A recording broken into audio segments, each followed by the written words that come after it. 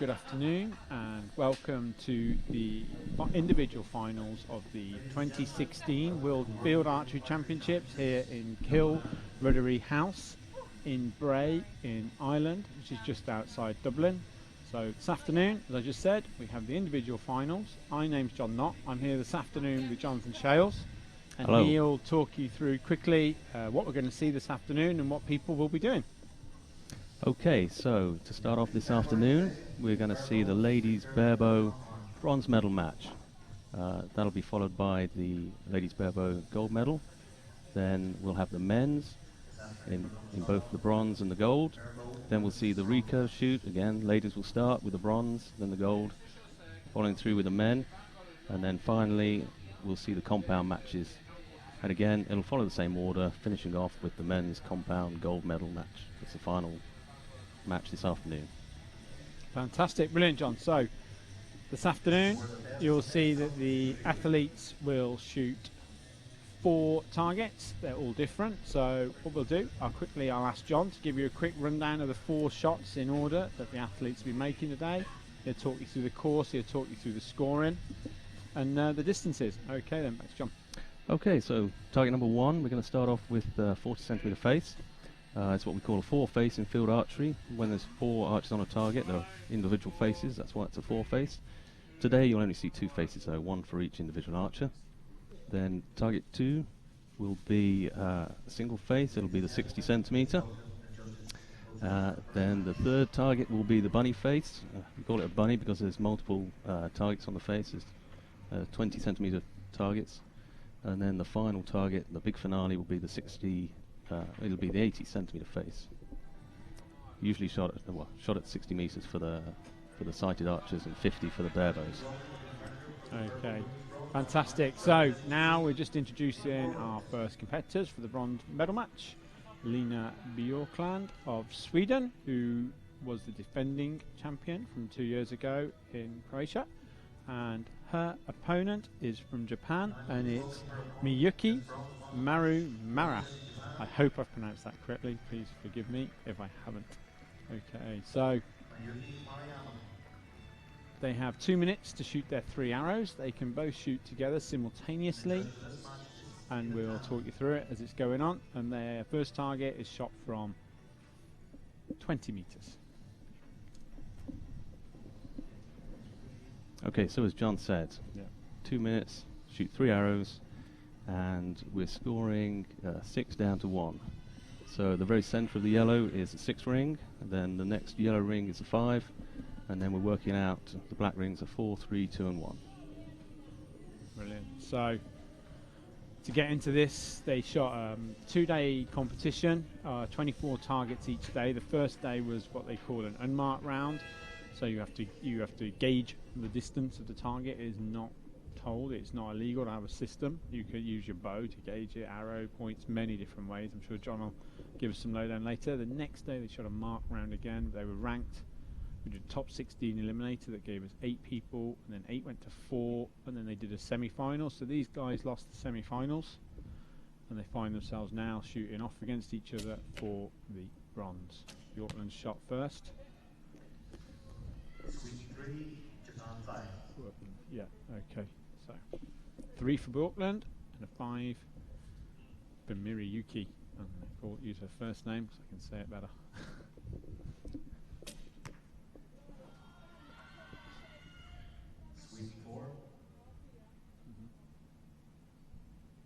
So 2 arrows so far.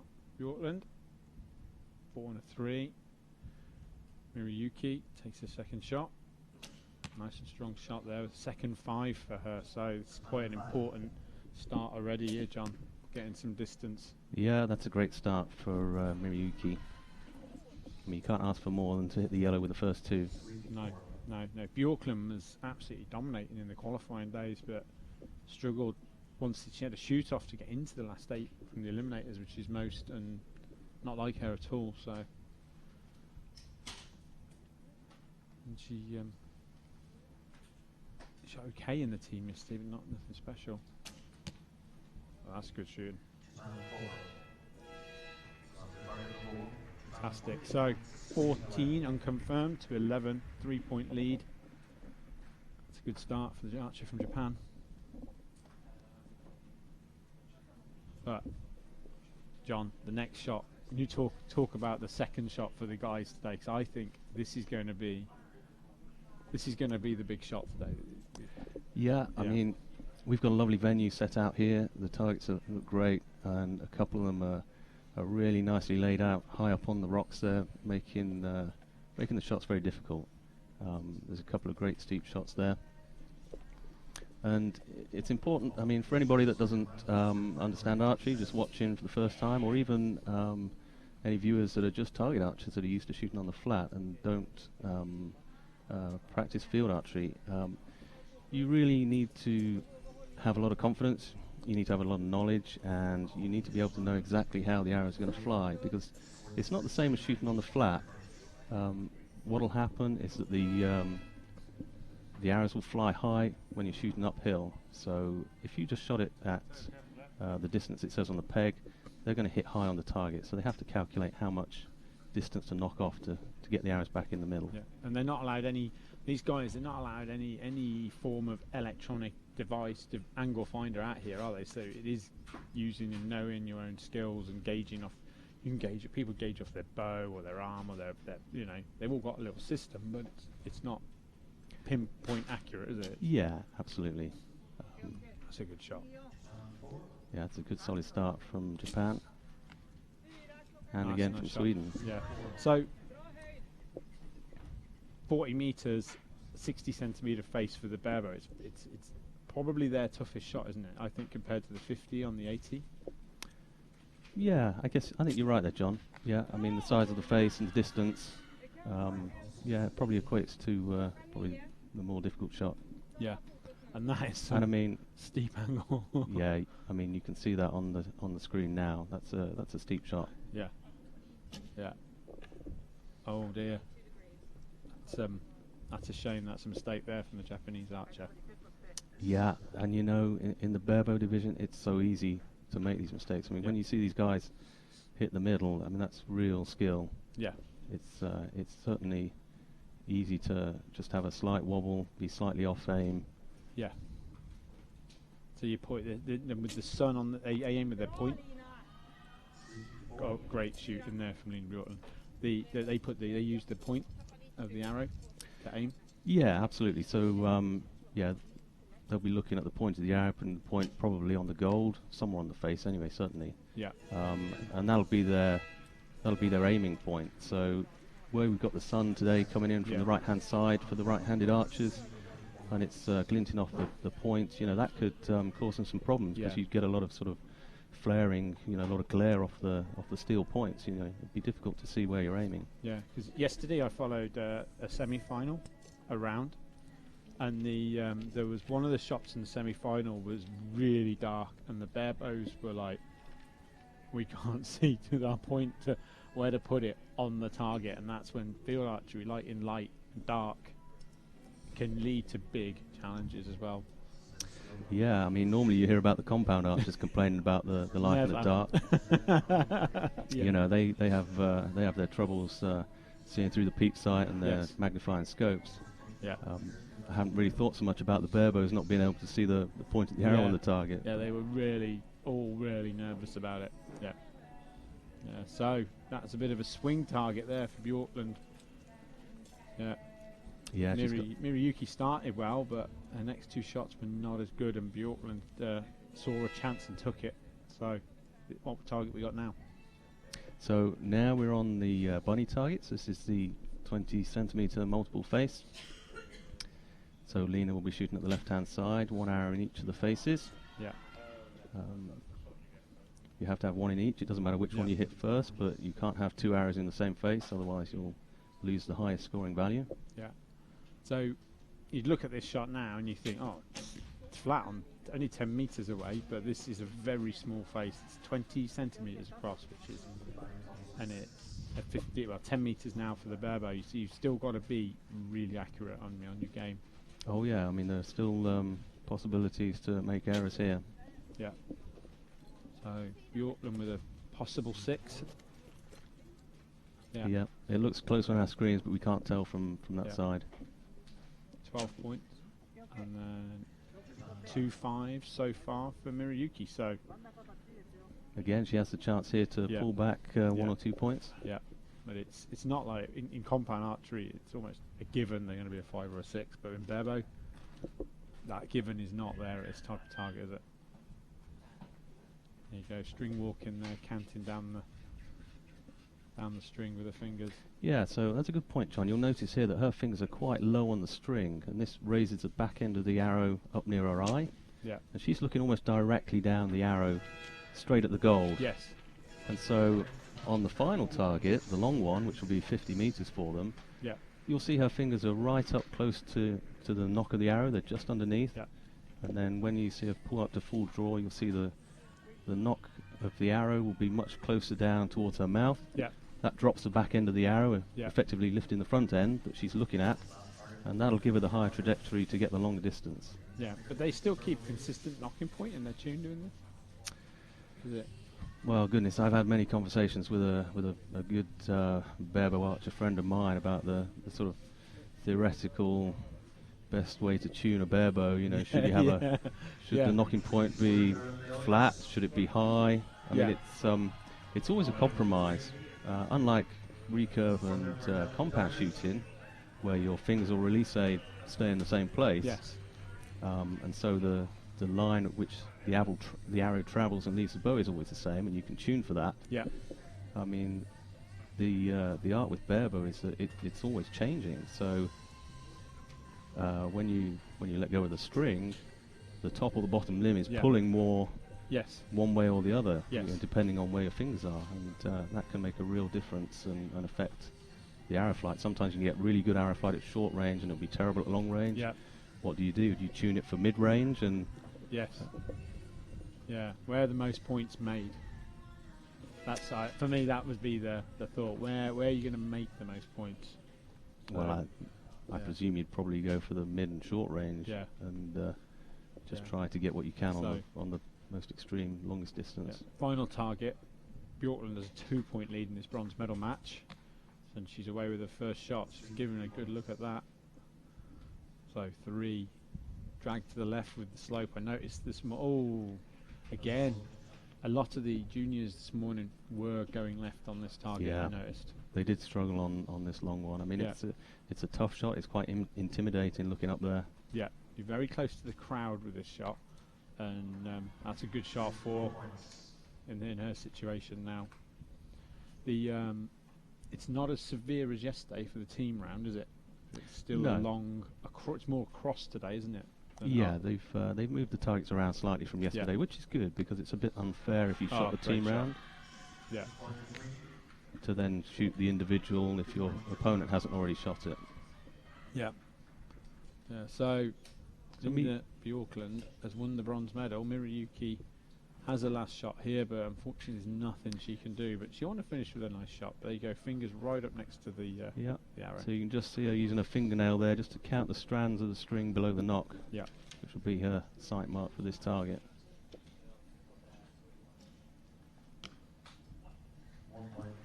Well, she got the height right in the end, didn't she? But left and right. Yeah. I think Bjorklund just showed her experience there in this. Yes, absolutely. I mean, Lena from Sweden, she's one of very many great Swedish barebow archers. Yeah. They've produced so many over the years. Yeah. She's right up there with the best of them. Very good shooting. Very good shooting. So, bronze medal, Lena Bjorklund of Sweden. Fantastic. So, they will leave the field of play, and then we will have our gold medal match. Who do we have coming out for our gold medal match, John? Okay, so we have from Italy, Eleonora Strobe, and from France is Chantal Porter. Yeah, very good. So we saw Strobe yesterday in the team round shooting pretty well. So she's had a bit of experience on this field, but not at these targets. And we said they have been moved around. So, and she's also pretty experienced. Some of the 2 seed this week, with Hort of France, the number 3 seed. So one of these ladies will be out in a minute, and they'll be fighting out to be champion of the world.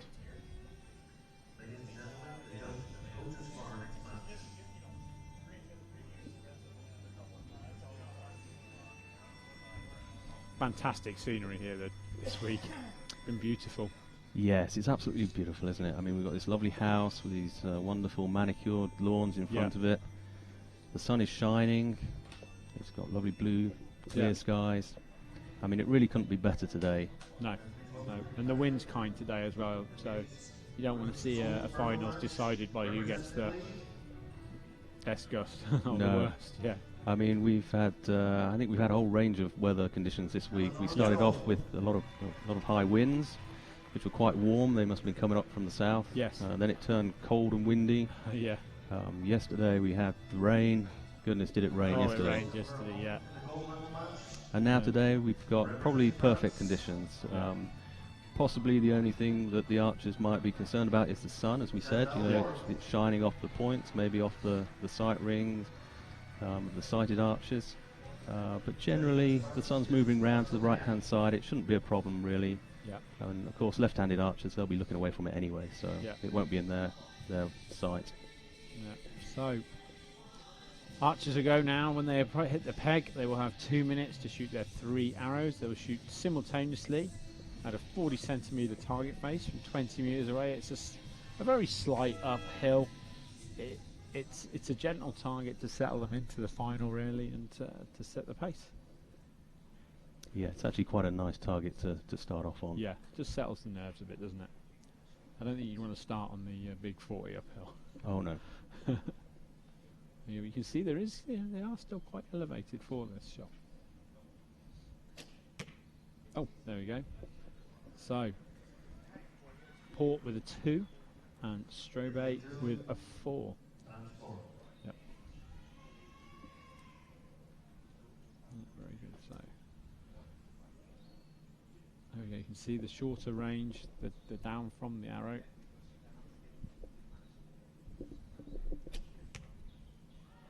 And a 4 again. And another 4. So, there we go. 2 arrows each so far. 8 points for the French athlete and 6 for the Italian. Loads of time.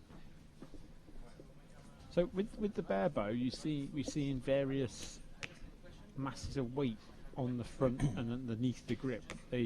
What's the theory behind this then on the bare bow? Okay, well, bare bow, as the name suggests, it's kind of bare of all the accessories that the other divisions have, so we're not allowed any kind of stabilizers that you'll see the other divisions sticking out forwards and sideways, even backwards.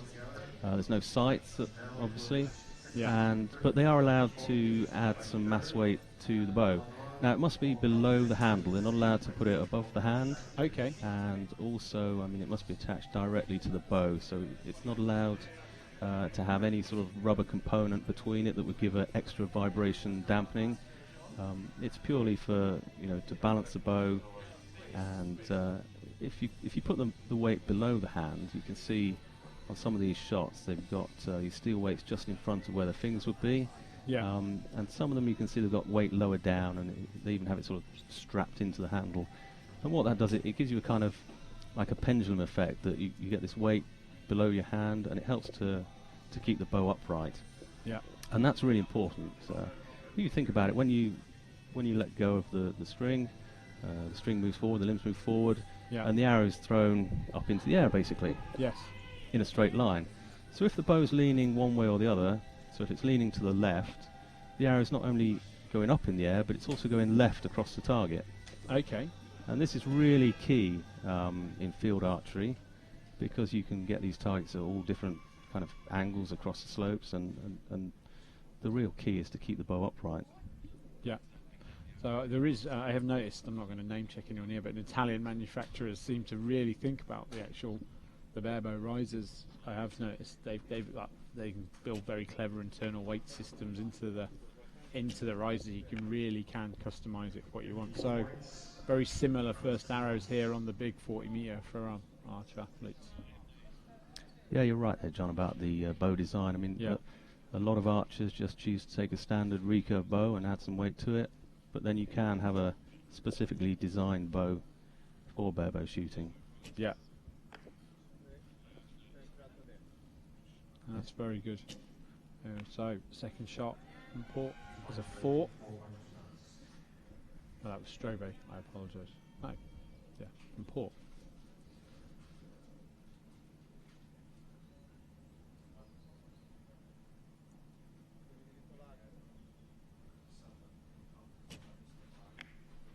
And a 3 from Strobe there. So she has 8 for that target, 7 already for Port. So a chance here to really open up.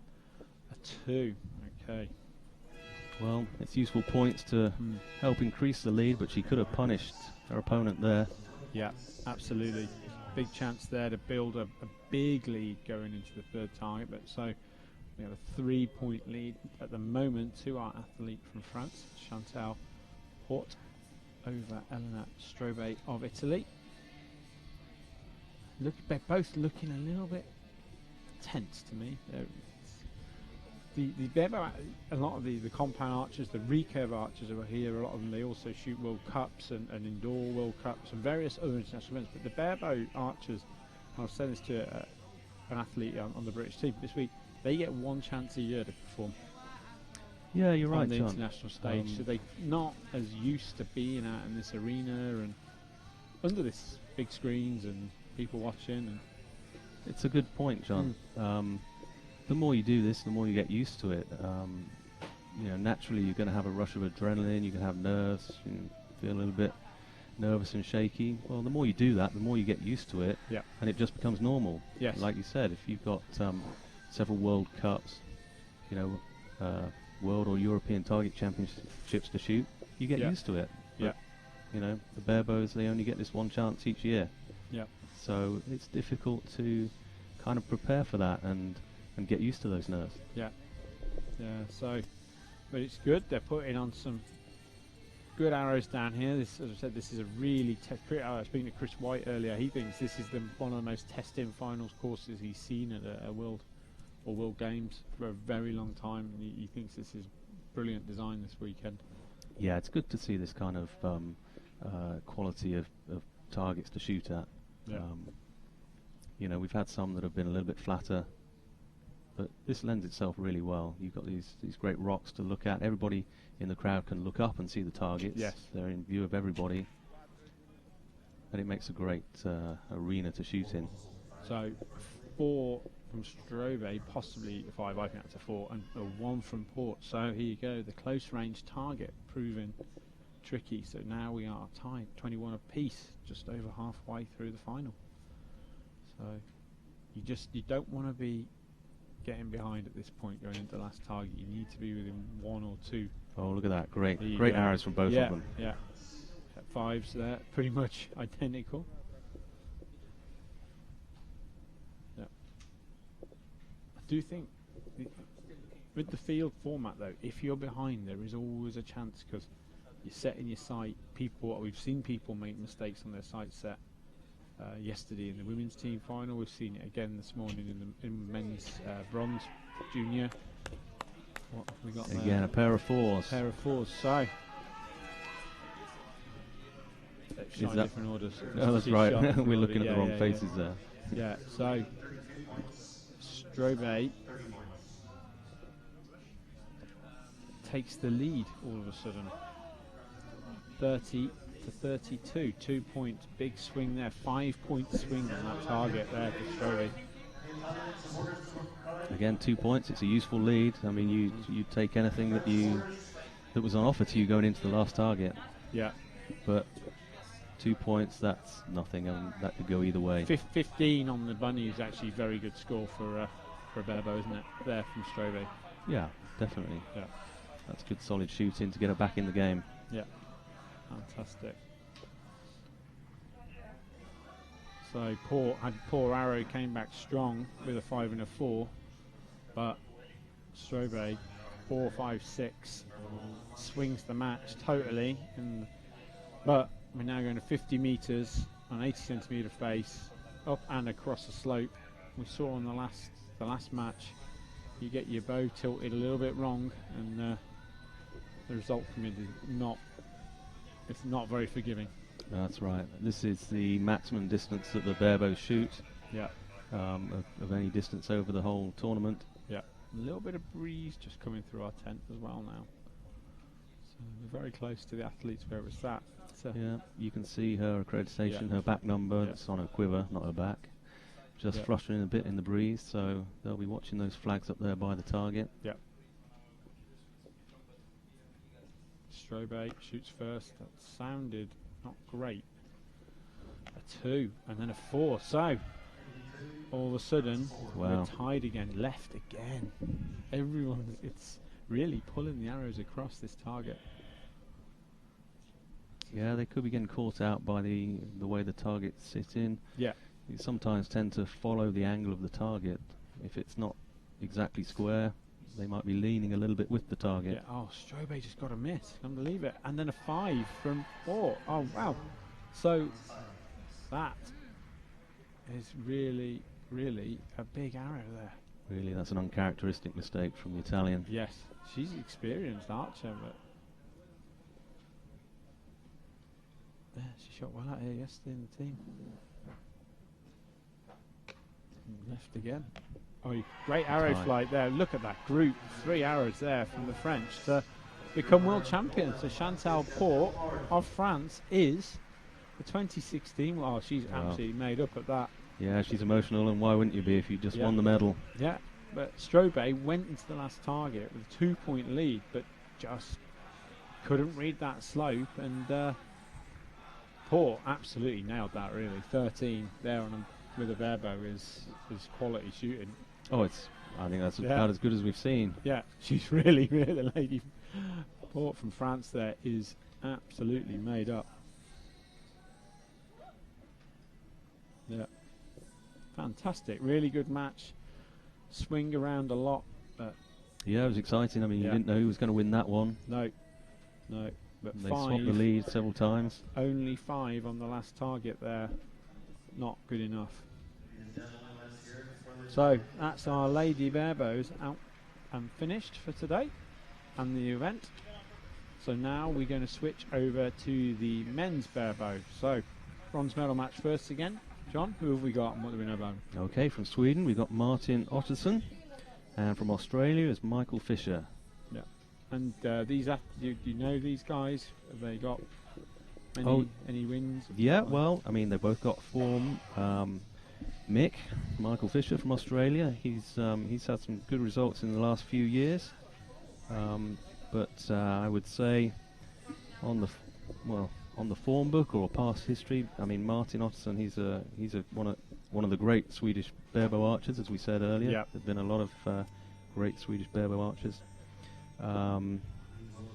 Well, what can I say? I mean, he's been up in the top 3 or 4 in the world for, goodness, I don't know, 10 years, 12, 14 years. Yeah, that's amazing in any sport, isn't it? Yep. So, as you just saw on the screen there, that we'll see Erik Jonsson again from Sweden later. Yeah. Here's Martin. So actually, if you look at the bow that he's holding there in his hand, I mean, that is a, like a BAREBOW specifically designed handle. Okay, fantastic. And you can see that integrated weight. We'll get another shot of it later, just below his hand. Yeah, so the Michael Fisher of Australia is the number 11 seed from the qualifying, so he really has done amazing to make his way here into the last 4. I mean, Ottosson being the number 8 seed, so this could be a good match. Experience, by the sound of it, goes to Ottosson, but no such thing as a sure thing, particularly in this 4 absolutely. targets. Well, I think we're going to see some great shooting from these guys. Fantastic. And it couldn't be a better setting for it. Crowd's really built up again this afternoon. Big Swedish contingent, as you can see there. So, yeah. Fingers crossed. We had a great match from both. Okay, 2 minutes, 3 arrows, starting off on the 40 centimetre face at 20 metres. Slight incline. Nice settling target for these guys. Yeah, you can see Ottosson's bow looks very thought out and it's quite space age.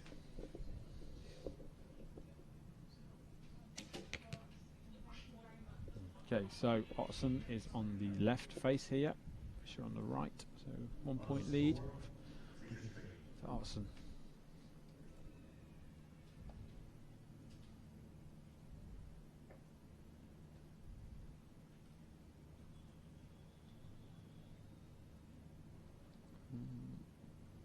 Long hold here from Otterson, very long. No. Yeah, he was taking his time there, and obviously decided that he wasn't happy with that. No. I was trying to see if he was waving around. I couldn't tell whether it was the leaves on the tree behind that were moving or whether it was the point of his arrow, but he decided better of it and come down and wait and have another go. 6. That was worth coming down, isn't it, when you come back like that? Worth waiting for. Yeah. It's those arrows when you're up at full draw and there's no pressure on your time, and you, do I come down? Then I come down. Shall I shoot it? Shall I shoot it? And 9 out of 10 times you should have come down. A good tucking shot there, Fisher. So he opens his account with a 12, which is steady.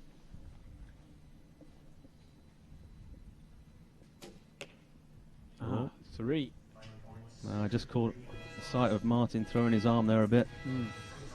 I guess he either wasn't quite aiming where he wanted to, or perhaps he let go of it before he was ready and just tried to save it. Yeah, he looks a little bit like yeah, it's a bit of a chat with the coach. It's, again, in field, coaches aren't really allowed or involved until the very latter stages. You are out there on your own all week, just in your group. People aren't allowed on, of course. You're not really allowed contact with the coaching and support staff. So it's a bit different from when archers are in the target scene, and then you get people come around at this stage to just stand there and be with you. The field archers are very independent. They don't really need it. Yeah, it can be quite a long, lonely day. Yeah, you're out there on your own. You've got to figure out. Well, on the first day of qualification, when it's unmarked, you've got to work out what the distance is to the target. Nobody's going to help you. Nobody's going to tell you. And of course, if there are people about, then the word could spread as to what size the face is and how far it is and what angle and so on. So, yeah, generally, you're out there just on your own. So here we go, the big 40-meter shot now, 60-centimeter face. So 3 apiece, is that? Yeah, both archers get a 3. Otterson low, Fisher out to the left.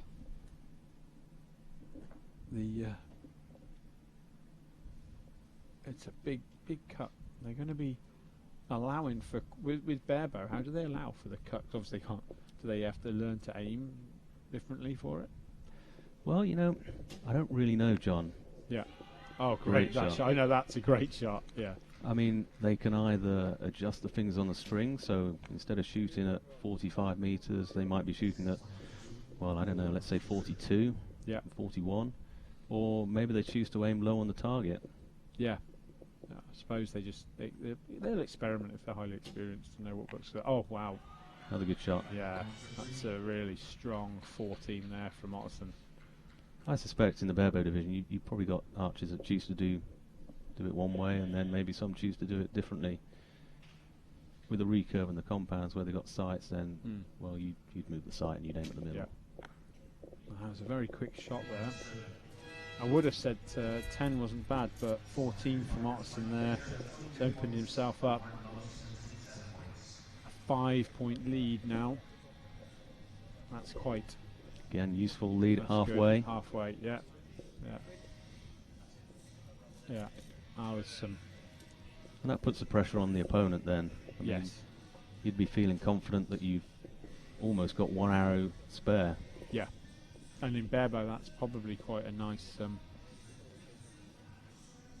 gap to have that in hand now, because things can happen, as we've seen already today. Well, again, in the last match we saw the lead switch from one target to the next. Yeah.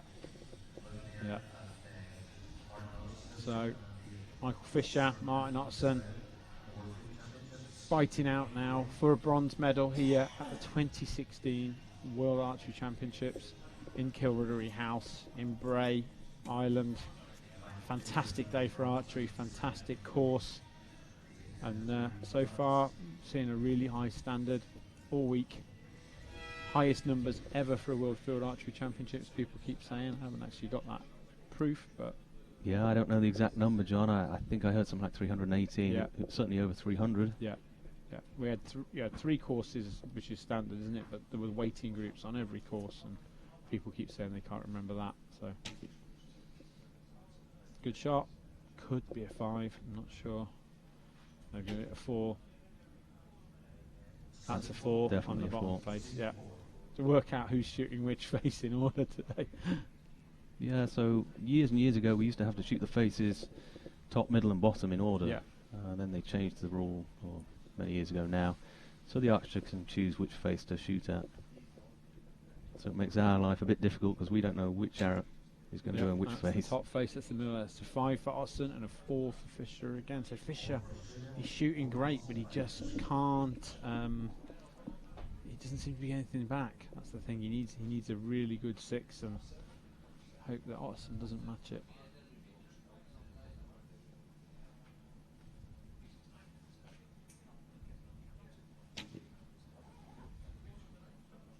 So another 4. Steady 12 target there from Fisher, but Otson, he's got 2 4s at least, but I'm pretty sure that his other arrow is a 5. Yeah, Mick could have done to have picked up some in the gold then. Yeah.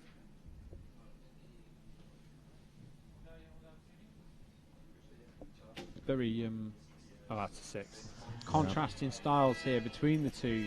Fisher really gets on with it. There's no faff going on. He comes up, he makes his shot, really great. But Otson seems a lot more clinical. Yeah, He's holding, he's not holding it, he's doing, he's taking his time being really precise. And I mean, it is one of the differences you'll probably pick up on. You'll be able to see between some of the archers. And some of the barebows, they'll really just stand there, rock steady, holding it on the middle until they're 100% perfect, ready to go. Yeah. So there's Ottoson's score just coming confirmed. I can see it's now a 9-point lead. He got his 5 for 15, which is a very steady target there for Ottoson. I don't want to jinx Martin here, but you'd think it's in the bag, but yeah, he's going to have to. It's the big one. It is the big one, but I think he showed on the 40 uphill. He's got the skill to cope with this 4th shot now. Yeah, he's got a huge amount of experience, Martin. Yeah, I don't think it's going to phase him. I think he's comfortable out there. He's shot for medals before, as you've said. Oh, there we go. Here goes the digging. Yeah, that's some of the grass gone. Yeah. What did you describe their lawns as earlier? Well, I thought they were perfectly manicured. Yeah. At least they were this morning, before this started. Or the size 12 start getting booted into them. Yeah, he obviously wasn't happy. Just a bit of a lump in the grass. Oh, that's a great first shot there from Fisher. A lovely 5. I mean, that's what he's got to do. He's got to turn up the pressure. This is a great view now of the targets. You can see here they're shooting at number 4, which is on the top right of the screen. Just in the shadow. Yeah, just above the clock. So you're shooting from light to dark now. There's another. We were talking about the sun earlier, but now light to dark gets a whole another ball game, doesn't it? Yeah, I mean, all of these different conditions, light to dark, dark to light. That's not good enough. Yeah. You can have the sun coming through the leaves, and you get a kind of dappled effect on the target, and that's really difficult to aim at. Yeah, so long hold again here from Otson. He looked a bit surprised there. He wasn't happy with that, so maybe he is just there's glint on his point here and dark up there, and not quite happy with it. Yeah, there was definitely a look of surprise on his face when that went. That's not what he wanted. No, Fisher had got another 5. He could have made some inroads. And a low 2 again, so that's a 9 from Fisher, and a better arrow there from Ottoson. I think he's already, Ottoson has already won, so he's got an arrow here just to show off and enjoy his bronze medal.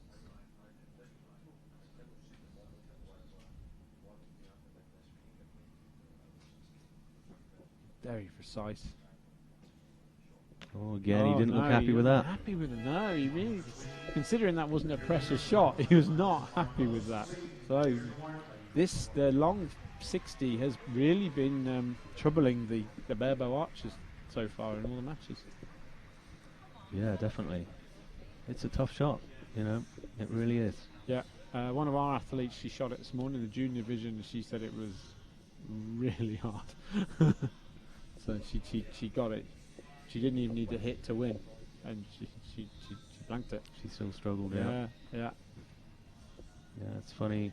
You can't really imagine the pressure that these guys are under. Yeah, Martin Larson there, he doesn't look overly happy for those with that, actually, because his last target, he wasn't happy at all. But no, he won, got his bronze. Congratulations to Martin Larson. So, next match, men's gold medal. Tell us who we've got. Okay, from Sweden we've got Eric Jonsson, and from Spain, here we go, we've got David Garcia Fernandez. So I've been hearing all week that Fernandez is on form this week, because he's just he European 3D champion the other week or something. Yeah, I believe not so long ago, only a few weeks ago, they had the 3D championships, and I believe he was the winner there.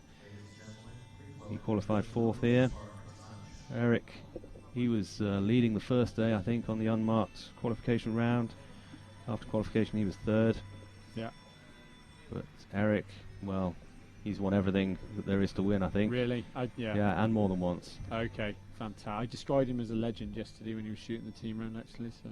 Yeah, again, what can I say? One of the great Swedish barebow archers, and still shooting. I mean, there have been, you know, many great Swedish barebow archers over the years. Yeah. I mean, Eric's won everything, and he's won it, you know, several times. He's up there, yeah. And it's fantastic to have people like this in your sport. Who, you know, archery's not an ageist sport, and you can keep competing, and to be able to keep competing is just a great thing. So why not? As long as you still love it, keep doing it, I say. Definitely. So let's hope they can put a really good show on for us. Yeah. Yeah, well, they look happy, they look relaxed, and they've got a lovely finals field set for them now, so see what they can do. Men's gold medal match 2016 World Archery Championships in the barebow division.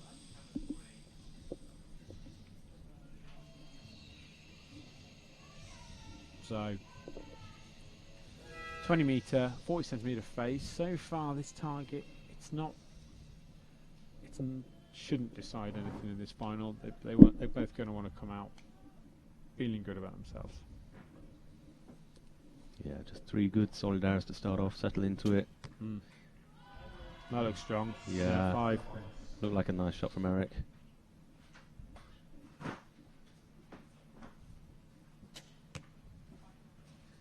And another 5. So it's quite different styles, these guys, haven't they? I've seen quite a few different styles in the barebow this week.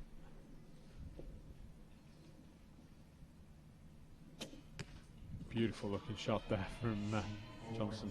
4. Yep. It actually looked better than it was. Yeah, it looked really classy.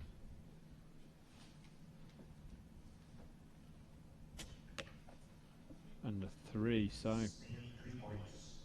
1 point so far, Johnson. Yesterday in the team bronze medal match, Johnson needed on the last arrow needed a yellow for Sweden to get the win, and he got it on the 50 uphill, and a 6 there from Johnson. So there we go again. Solid shooting. I think that's definitely a 6. I know they started it, but yeah. And Fernandez keep it in close game. Yep, with a 5. So yeah, he looks comfortable there. He just had that 1 arrow in the middle, that 3 that was a little bit loose, a little bit wild. Yeah. 14-13. Just wait for that confirmation on Johnson's liner. Sun's still shining. Now, target number 2, 40 meters, big incline, 60 centimeter face. This is the big shot. Yeah, this is where you can make some ground, make life a little more comfortable. There we go. Confirmation. Johnson's first target up to 50. He got the extra point. Yeah, yeah. It's important. Yeah. Looks like they're just waiting for. What are they waiting for? They're waiting for the judges. Waiting for the judges to clear target one. Officially using mountain goats to fetch the arrows this weekend. The remote control car doesn't seem to want to go up and down cliff faces. Right, really good. So archers go into the peg. 2 minutes for their 3 arrows. So here we go. They've seen enough people shooting this now. They'll have a bit of information. Both of the guys, they'll have spoke to some people who have already shot it, I'm guessing. So yeah, I'm sure they would have been watching all morning. Yeah. Try and decide how much to take off for this steep target. Yeah. Here you can see a great illustration of the angle there. Yeah. That looked good. Good strong shots there from both. I think a 5 to Johnson. A little bit left, both of them, but perfect height judgment on both those arrows. Yeah, they've judged the distance perfectly. Yeah. Yeah. You noticed Johnson's new style of fletchings? I noticed those yesterday. I think they're dragon veins. I'm not quite sure what Okay. the theory is on the kind of cutouts in the vein, but Yeah. seem to be working. Yes, absolutely.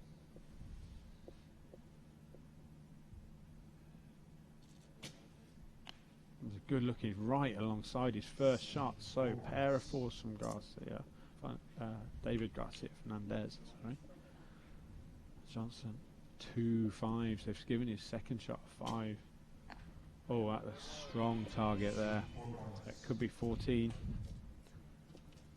Garcia shooting well, but Johnson is just catching lines and He's just edging a point here, a point there, isn't he? Looking really strong, not messing around, is he? He's getting on with it.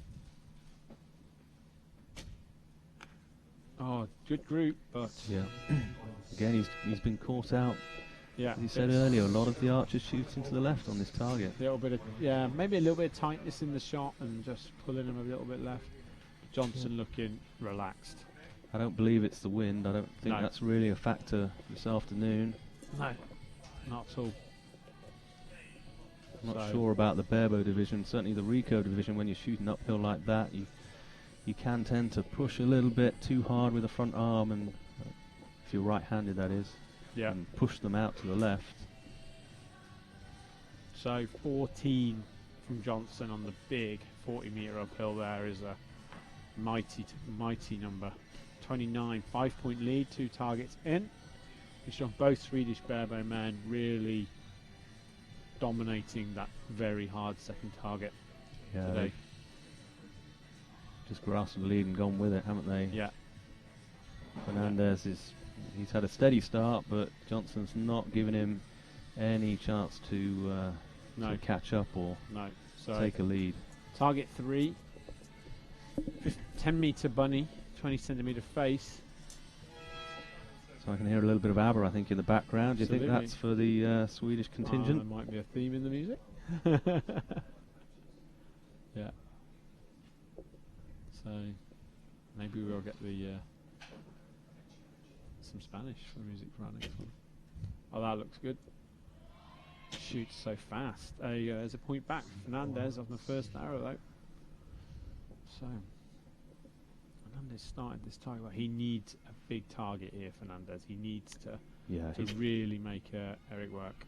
He's got to be in the yellow with all 3, really. Yeah. 2 Try 4s. and catch up some 6s as well, get some more points back. Yeah. That's good. There you go. So Just what he needed. he needed that, but he's got to close the target out with a big arrow here. He's got to get some points back going into that last target. Yeah, so Johnson. A little bit of a hold along hole. That looked. Oh, it was a 5. Yeah. Couldn't see behind the graphic then, but it looked like it had gone wide. So big last shot there. Garcia with a 6 to bring it back to a 1-point game. There you go. Look at that. Yeah. I mean, that's real class, and that's what you expect from the World Championship final, isn't Yeah, it? that's big. That's what we're saying. Might be flat, it might be short, but you've got to be really precise. So just wait for confirmation of that. So I think Garcia's last one's there. It looked like it to Here me. we go. Here's the greatest hits of ABBA going out and around us. So, can these guys show us how to shoot the big 50-meter last shot? Yeah. Oh. So, confirmed that. Oh, they both got the points there. Yes. Yeah. So, 141 to 43, 2-point game going into this target. Well, as I said earlier, you take any lead that you can, and 2 points. 17 for Fernandez, fantastic. 14 confirmed. So consistency from Eric Johnson, 15, 14, 14. Fernandez, 13, 11, 17 on his third target. Needed that, he got it. Here's the big shot. We've seen a lot of people so far struggle on this target. Can they show us how it's done? Still all to play for. Yeah. And one good arrow in the middle, Yeah. and one slightly wide, and that'll be them tying for the lead again. Just clouded over a bit from when the last two were here. Not quite so much sun on the athletes as there was on the last target. But Yeah. You see, neither of them have chosen to wear a hat today. I mean, no. personally, I'd have wanted some kind of hat just to keep the glare off my eyes.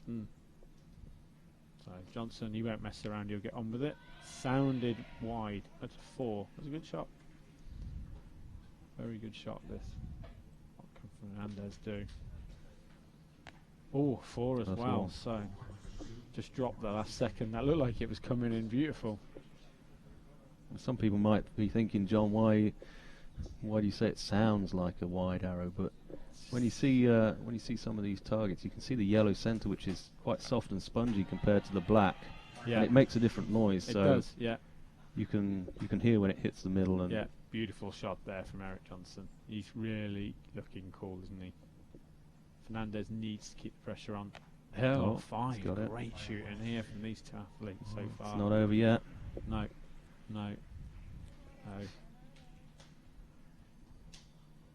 Anything better than a 5 and he's world champion. There you go. Okay. Fantastic shot there. 14 points on that maximum target. Really, really good. That is great shooting. Steady. We call him Steady Eric for those 4 targets. Fernandez shot really well. Oh, beautiful. And he's finished well too. 13. They really shot that final target. Well, really fantastic final there. 57 points for Eric Johnson, the multiple world champion. I can safely say that, can't I? Yeah, I mean, I'm trying to think how many times he's won it now. I don't even want to take a guess. Yeah, we'll use the word multiple. Fantastic. I loved how he got on with that. He got on with it. He didn't mess about. He constantly kept shooting quick. Made Fernandez work. Fernandez really powered back on the third target, but Johnson locked Fernandez out on that final target with fantastic shooting. Yeah, There we go. Great certainly final. no disgrace there for Fernandez. I mean, he shot well, but Eric just showed why he's won this so many times before. Yeah. Experience, that's what you call that. Brilliant. Great round of applause for these guys. So, barebow done and dusted. Now we start with the recurve bow. This is really your area of expertise, John.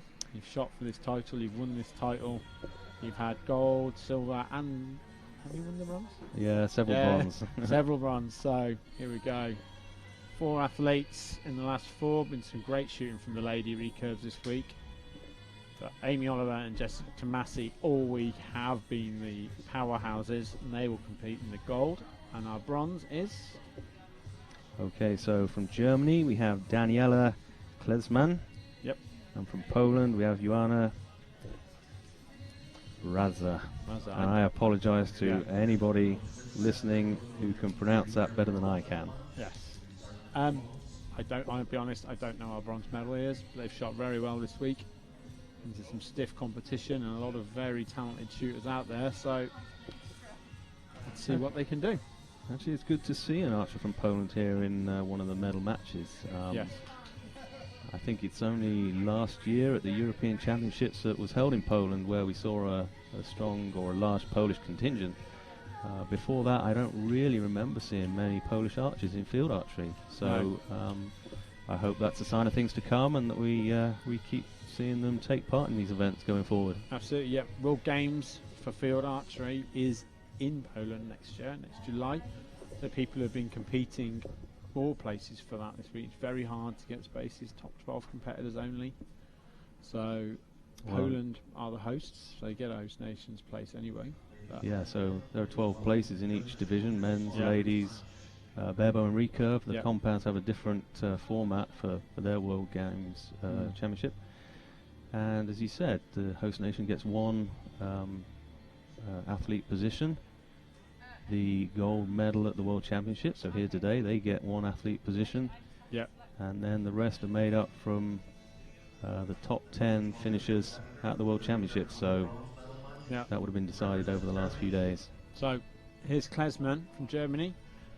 She's representing the Germans this week, and she's done very well. Obviously, finding way into this bronze medal match. The German ladies field team is normally absolutely phenomenal at these events, with Lisa Unruh and Elena Richter having competed and been the previous 2 world champions.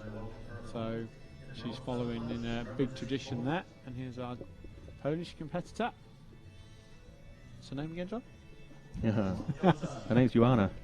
Yeah, fantastic. Good to see her here competing for a medal as well, which will help, you know, get some interest behind next year's event in Poland.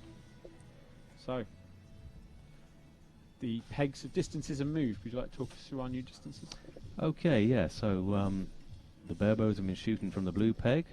Now we're going to see that the sighted archers, so that's the recurves now and the compounds later, they're going to shoot from the red peg. So this is typically 5 or 10 meters longer than the blue pegs and the unsighted archers. So our first target is the 40 centimeter. That's going to be 25 meters for the recurves. And like I say, that's 5 meters more than we've just been seeing our archers shoot. Okay, so 2 minutes 3 hours. That was a very, very quick shot there from our Polish competitor. And a 3 as well for the German, Daniela Klesman. Again, I wouldn't expect to see anything really decided on this. They should come out 1 or 2 points, really, shouldn't they? But you don't want to get behind massively early doors. Well, no, absolutely. You want to at least stay in touch or take the lead if you can. 25 meters, 40 centimeter. It's not a particularly difficult shot. The angle's not too severe. Daniela Klesman from Germany, she looked a bit shaky on that. You can see she's always a little bit nervous. Okay, so an 11 from Joanna. This is a shaky start. So yeah, when it went into the eliminator stage, in there, oh, she's very nervous here, Daniela. But gets a 4 for a point. No, that's all square. Sorry, 11 each. Come out tied. Shaky start. So yeah, we had a 2-day ranking round for 16 people advanced from that into eliminator, and then they shot a further 12 targets. Correct? Yeah. So 16 down to 8 positions. That's over 12 targets. Yep. And at that stage of the competition, all the targets are marked now. Yes. Yeah, and that's when it starts getting really tight. Yeah, you can't afford to be dropping points then. No, and that takes us from 16 to 8 competitors, and then you go back to 0 points again, and then they went and shot out a further 8 targets? 8 targets. 8 targets. Yep. So that is 8 people shoot all 8 targets, and then that gives you a top 4. So at that point, there's 2 groups going round of 4 people. What's it like in that? Are you always wondering what's happening in the other group? You're trying to get tabs, or you just, if I can win my group, I'll be safe? Or well, yeah, I mean, you know, through you've been there many times. Through the whole elimination process, you know, you've got they rank you, you know, 1 down to 16 or 1 down to 8 or whatever it is, and you've got the first 4 in the first group, and you're always wanting to try and at least be, you know, to be up in that group. Yeah. You know, you'd expect the top group to have the highest score, but you never know. You can get archers coming up from the lower groups. They have a good round. Yeah. 3 there from Klesman. Yeah. So yeah, there's always that uncertainty, but all you can do is just keep shooting, and just keep scoring as many points as you can. Yeah, because I know in the lady recurve division, 3 archers who made the last 4 were in the bottom of the 2 groups. They were the 5th, 6th, 7th archers, and only 1 out of the top group made it through. So, you know, when you're shooting and you're coming off the course and you think, oh dear, not a little bit of an experience here from these guys, I think. So yeah, it's a tough target. Yeah, you can see they're nervous. I don't think we've seen either of these archers in a field final before. I don't know if they've got form in target and World Cups and so on. But that's a much better shot. That's a 5. That's a good comeback. Yeah. So I've heard a few people today, talking to some of the, look at that long rod going. Oh, what's that? Caught the 1? Yeah, it's a 1. I think so. It's hard to see with a shadow. Yeah, so they made hard work. This is 45 metres now.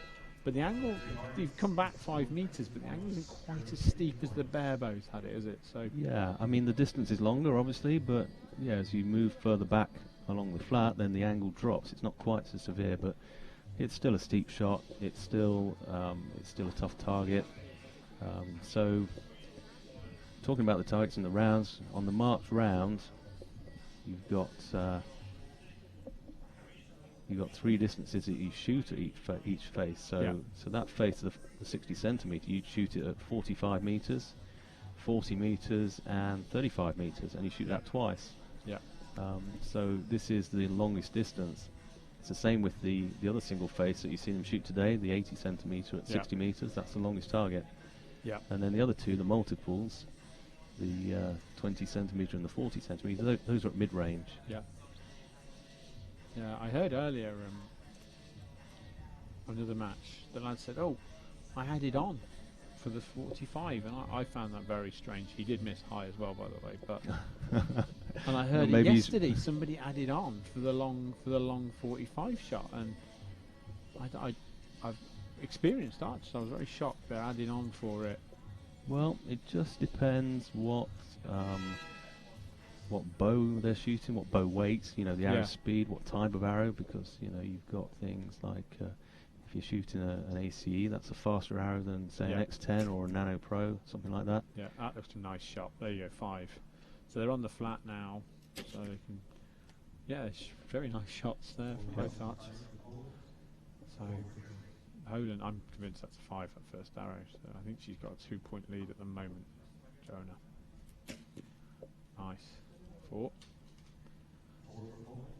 And this is again, as the week's gone on, they've had interesting courses, very challenging on the unmarked day because they had scaled bosses, which really caught a few people out. I heard a rumour of 38 arrows missing 1 target. Yeah, well, actually I heard 40 on that one. But yeah, very cleverly set. I went out, I looked at the shot myself, and I'm like, I would have got that wrong. I didn't put my hands up. Yeah, it was a tough shot. I mean, it was well laid out. They'd hidden it nicely, so nobody could see the target before they got there. Yeah. And the judge was doing a good job making sure it's fair for everybody. Yeah. So nobody had an advantage.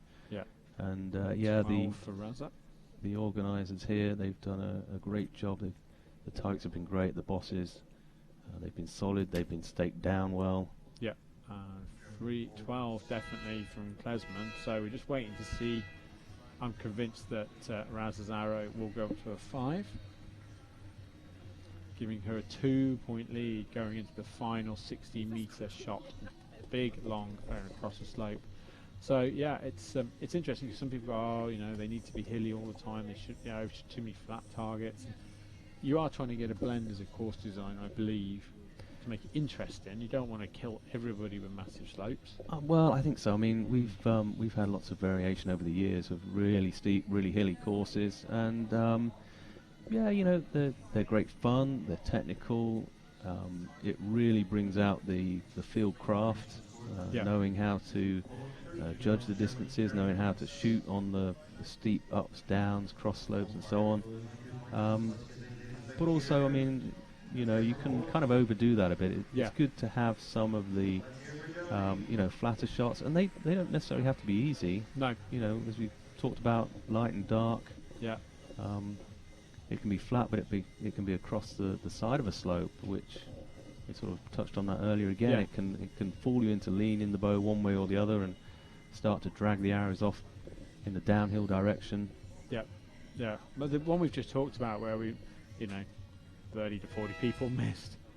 Okay, so last shot by the way for these two, the 2-point lead to Jonah Raza at the moment is 60 meters, 3 arrows each, 2 minutes. It was very clever that it was just a flat shot across a pond. They changed the size of the box, didn't they? Yeah, I mean, what we saw 3-0. out there on the unmarked is that it's a bit like you're seeing now, in that the face nearly covered the boss. Under 2, so Poland has a strong lead here with 2 arrows to go. The German needs to shoot a 5 or a 6 with this arrow really to make the Brazo work hard. Yeah. Yeah. So no, I saw they put a small face on a big boss. They hadn't done that all day. Yeah, well that one across the water, Yeah. 80 centimetre face, but they changed the boss size to make it look different. Yeah. So that can kind of catch people out. And shooting across water, that's pretty tricky because you don't have a lot to look at. It's not like looking across the grass or looking at trees. You can start to judge the distance between them, but looking across water, it's very difficult to estimate distance because it's just flat. And if the water's kind of moving, you've got nothing to look at and no reference points. Yeah. So Raza's last arrow is a 3. So 6 to win, 5 to draw. Big shot uphill. What are we going to see? Can she do it? It looked like a nice shot. 4, nearly. So Jonah Raza from Poland is our bronze medal winner. They struggled on the 2 very technical shots, the pair of them, I think, there, but yeah, you could see both athletes there were quite nervous, but they've done a great job. They've done a great job to get this far. yes. So medal for Poland, which is good, looking into the World Games next year. Yeah, they've got to be happy with that. Fantastic. Brilliant. Just wait. Yep, there we are. Confirmed. She looks really happy. Big sigh of relief. She looks relieved, doesn't she? Yeah. Have I really done that? Oh my god. Yeah, fantastic. But as you saw on the flat target, really Actually, nice shooter. Can you see who stood in the background there, John? No, who was it? That was Simon Fairweather. Oh yes, Simon Australia. Fairweather. Did he make top 16? I think he did, didn't he? He did, yeah. He made top 16, and I actually watched him at the World Field Championships in 1990, where he won the silver medal and Jay Bars won the gold. Wow, 2 Olympic gold medalists there. Fantastic.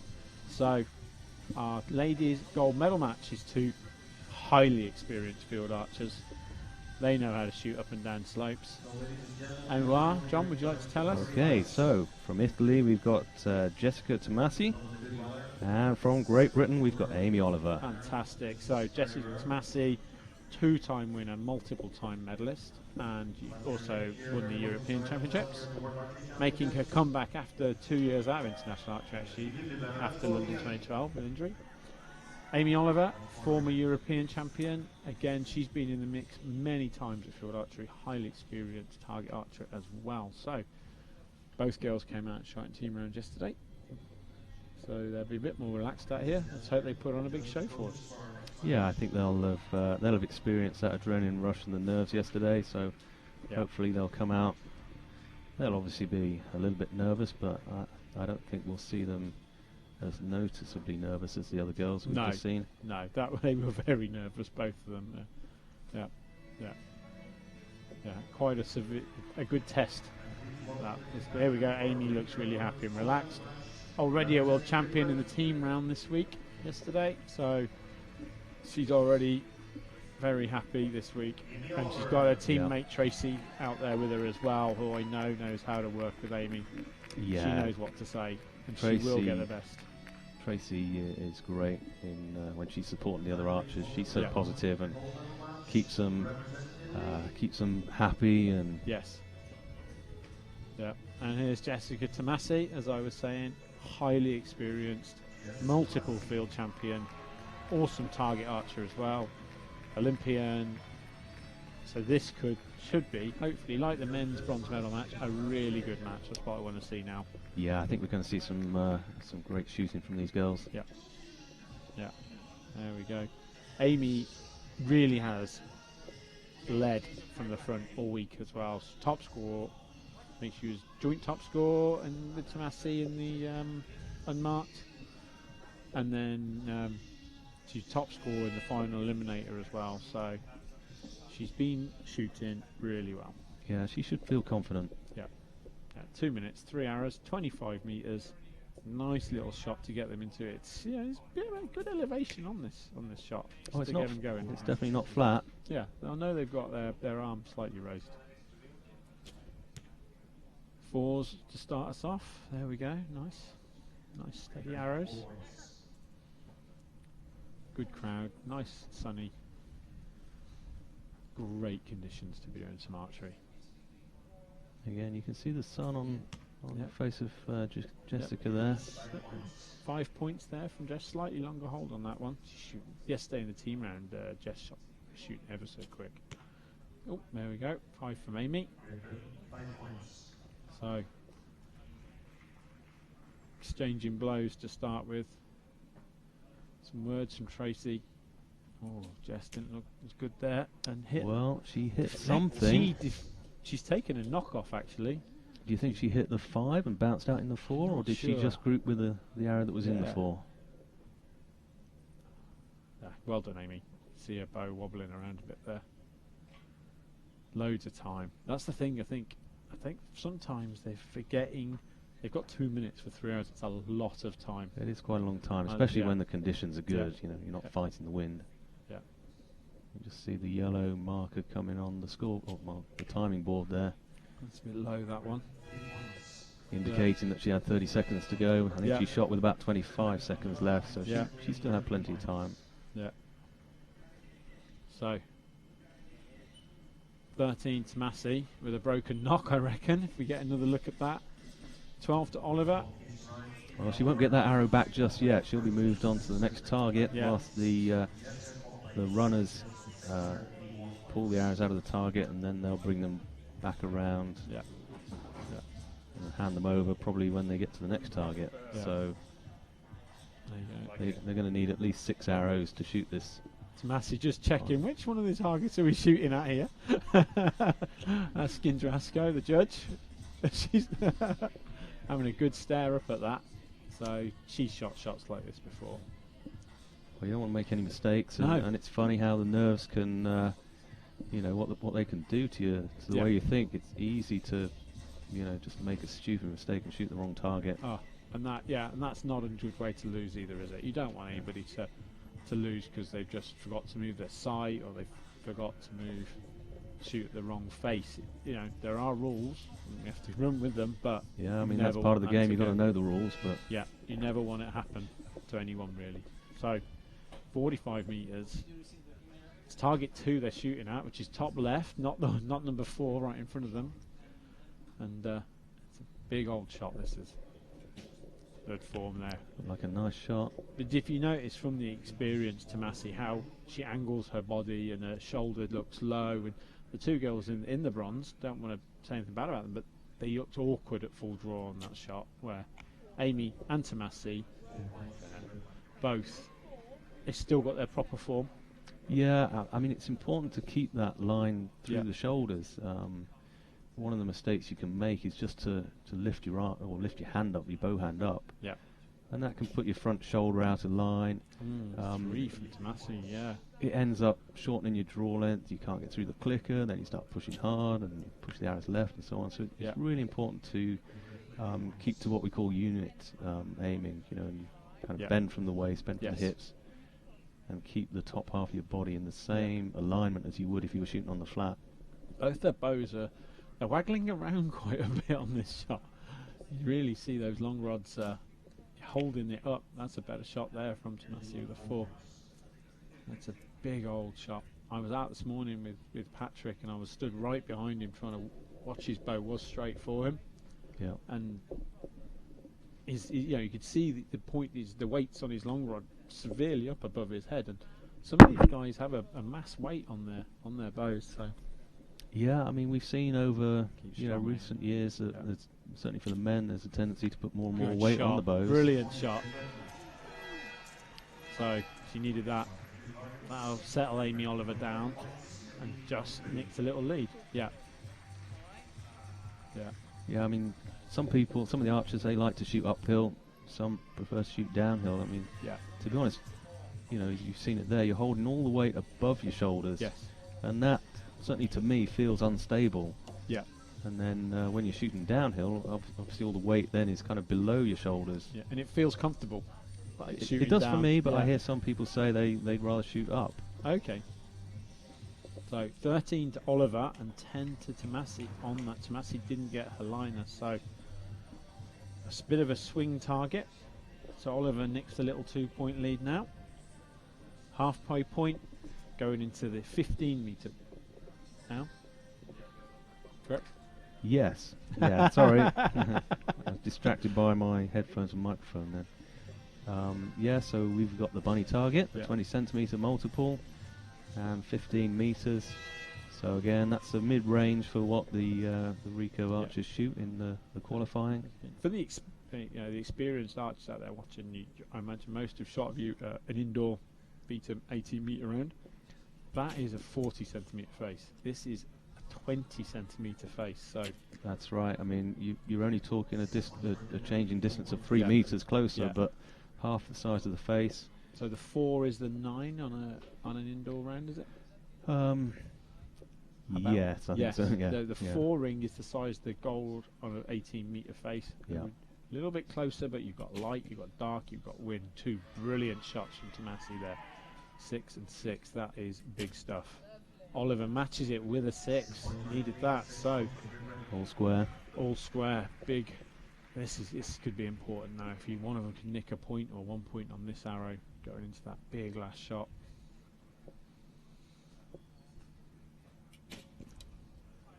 Five. Good shooting there from Tomasi. 17. Good comeback after her last target. She'll have been disappointed with that.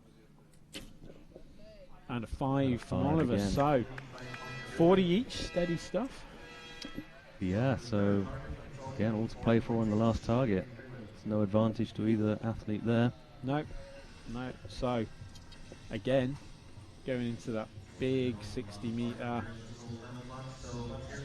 little less angled than the barebows were because they're 10 metres further back, but still you're going to feel that long rod in the air. You're going to need to keep it bow level. I mean, and this is a tricky one for the ladies. I mean, the bows are not as heavy, the arrows aren't as fast. Yeah.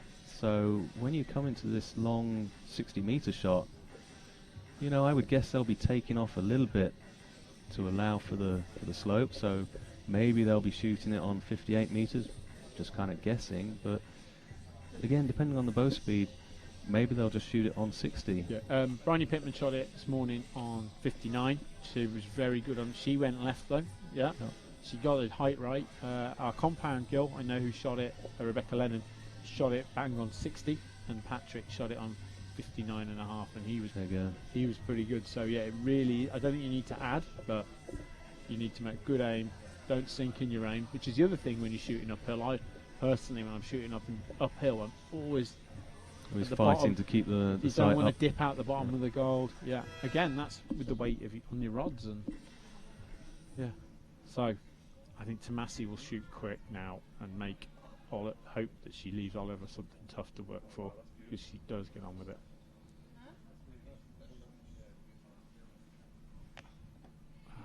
Didn't hit the yellow, did it? Oh, it did, yeah. So 4, good shot, a little bit low. It was quick, it was positive, wasn't it? Amy taking her time. Yeah, Amy doesn't shoot as quick as Tomasi gets on with it, as I said. She really shoots them. So now you kind of see in the maybe the psychology. You know, Jessica's obviously comfortable to just get on and shoot the arrows. Yeah. Perhaps she's hoping that, you know, she'll get the arrows in the target and put pressure on Amy. Oh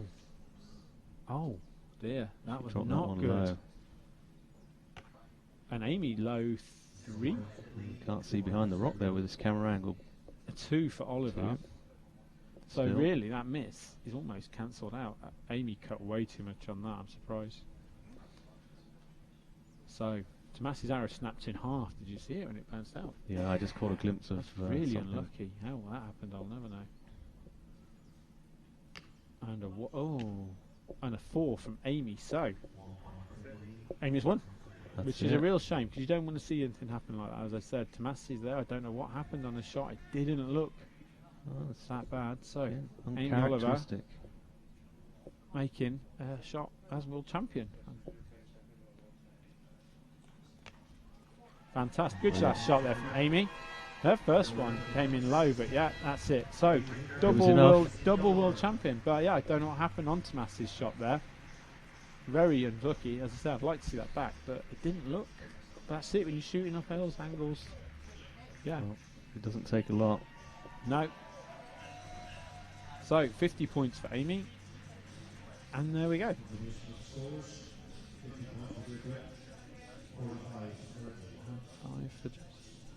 There we go. Her and Tracy will be really happy tonight. I'll mean so much to Amy to win that.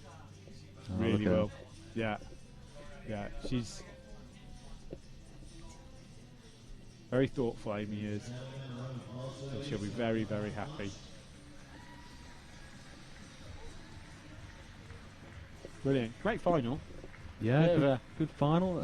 Strange last few hours from Tomasi, but yeah, what can we say? I mean, you don't want to see people miss. No, you want to see them, hitting the middle, but you want to see somebody win by really nailing the middle. Yes. Yeah.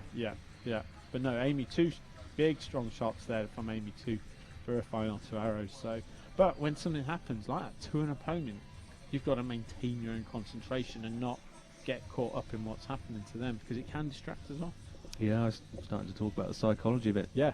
Jessica, she plan. chose to shoot that quickly, get the arrows in the target, perhaps try and put pressure on Amy, make her worry about what her opponent had scored and force her into making a mistake, but it didn't work. It didn't pay off. Had a message text to me that says her knock broke as it went off. Oh, really? That is so... maybe they had some slow motion. She had, yeah. You know what? I wonder if she'd checked that arrow. She hadn't checked the arrow from the foreface. There you go. Yeah, so we were talking about that, weren't we? Yeah. Yeah, so on that one, where that first target, where we heard her hit one of the knocks, we didn't know which one it was. She then shot a different set of arrows for the next target. Arrow. They would have come back for the... That is really unfortunate. But and I go away with the British team occasionally. You always tell your athletes check your arrows. But again, when you're in this simple mistake to make. She's working out the angles, and if that is fully the case, I feel really sorry there for Jessica Tomasi, but that happens. Yeah, that's a tough way to lose a world championship. So it really is a shame if that's what's happened. Here we go with the men's bronze medal match. It's already out. Jean-Charles Valadont. And then here comes from Italy, we've got Marco Morello. Fantastic, yep. So, what do we know about these guys, John? Well, again, another 2 great field archers. Marco, we've seen him a number of times as a junior and then moving up into the senior ranks more recently in the last few years. And then Jean-Charles Valadont from France. So he's not long back from Rio in the Olympics, a great target shooter, but we've seen him in a few of these World and European field finals in recent years. Yep. See if I can remember what his positions were. He won in Val d'Isère? Yes, he was world champion in 2012 in Val d'Isère, so on home soil. Yeah, World Games champion in Colombia, 13. Yeah. Silver medalist Mr. Ellison in Zagreb. So, always got a medal. Yeah. He's had a good record in recent years. Yeah, he's had a fantastic season. European target champion, silver medal at the Olympic Games. Being in a situation like this isn't going to faze him. He's a great indoor shooter. He's an all-round shooter. He does field, he does target, he does indoors. Loves to compete. He has said, I spoke to him the other day, he's going to have his first break for 10 years after this. All right. He's going fishing. Well, that's what he said, yes.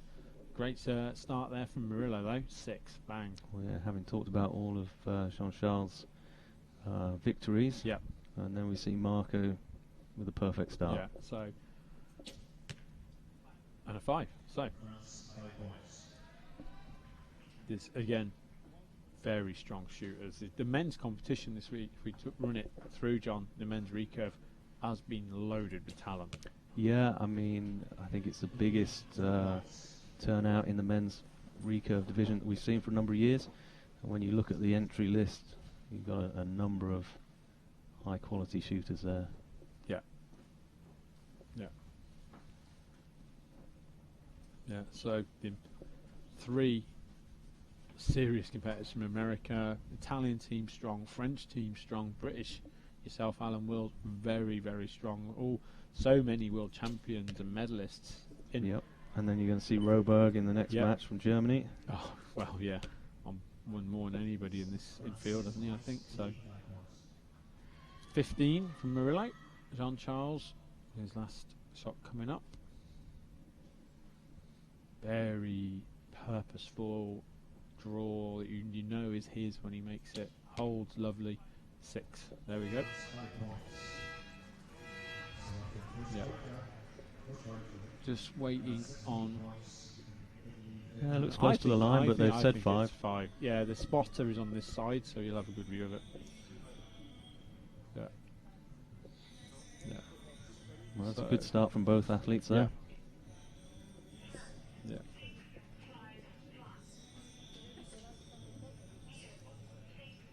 There we go. So, first target, point difference. Not really going to read much into that. That's the settler, I'm calling that. But now, I'll test their field skills. 45 metres. A very knowledgeable person going around with Murillo there, isn't he? Yeah, so we can see Giuseppe Simandi. He's one of the Italian barebow archers. He's won the World Championships. Yeah. World Games, I think, as well, hasn't he? Yeah, he's been one of the top shooters again over the last, let's say, 8 or 10 years. We saw him as a junior and then coming up to be a very successful senior. Yeah. So, target 2, 45 metres. Oh, there goes the grass again. Yeah. The groundsman's going to be well happy next week. 2 minutes, 3 arrows. Nice, big, steep testing shot. And again, keeping your form while you're finding your angle, getting your cut right, keeping your bow up right. Simple. Yeah. Oh, make a what nice can shot go wrong after all that. Yeah. Knock and break.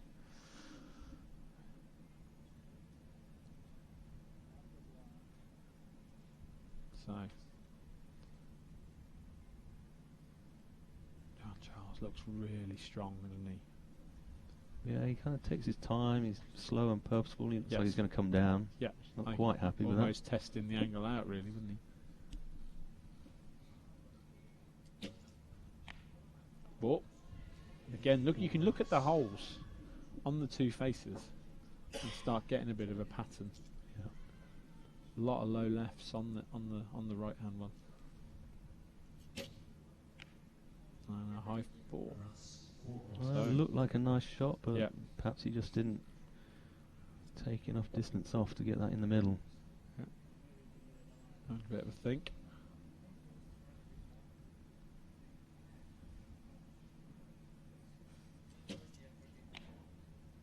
Possibly. No, I think it's going to be a 4. That's a 4. Yeah. So 2 good shots from Murillo, but he needs to make some inroads on Jean-Charles, who grouping at the top. So. Yeah, chance here for both of them to maybe nick a point. You can just see Marco there. He kind of came up horizontal, then adjusted his angle to keep his arms and shoulders all in line. He scared it. Yeah, he's unlucky not to pick up a 5. A 5, yeah. So now Jean-Charles just one point again. Which is another point there. They surrounded it, but not quite nailed that target yet. So, Jean-Charles just opening up a tiny lead now. 2 points halfway, but as we've seen, doesn't really mean a lot in this. Again, it's not over until the last arrow shot. These guys, 15 metres on this 20 centimetre face. Well, they should expect a 17, really. I'd expect them to be in the yellow with all three. Yeah. Perhaps unlucky if they're not hitting some sixes there. So for Marco, he'd perhaps hope to pick up a point, get a little bit closer. Yes. I wouldn't expect to see a big swing in the scores, but who knows. Okay, so 2-point lead, Jean-Charles Voldant over Marco Murillo, but plenty of shooting to happen yet.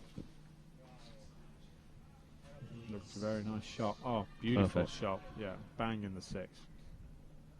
And that's what he needs. Jean-Charles, I'm going to say he's a six as well. That's a six as well, yeah.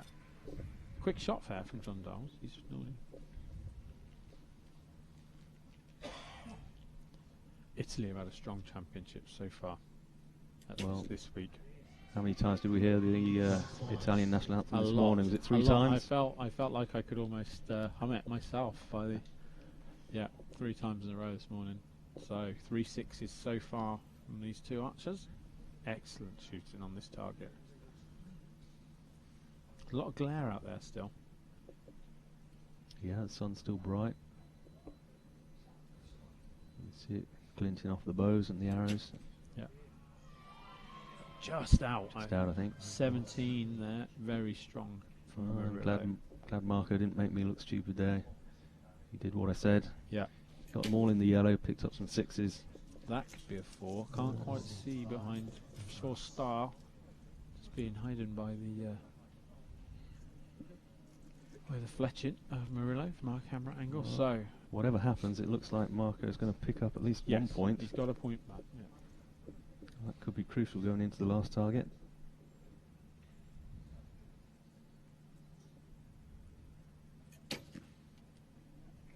Well, that's another 5, That's maybe a definitely 4. Yeah. So Okay. bit of a swing there, which Murillo really got that target. He did what he needed to do, being a point, 2 points behind. Yeah. And Charles got his binoculars on that. Yeah, he'll want to see where it is just to be sure. Yeah. Looks like a 1 point lead for Marco. Well, just Italy. wait for the confirm, because one of Jean-Charles's was very close to a line.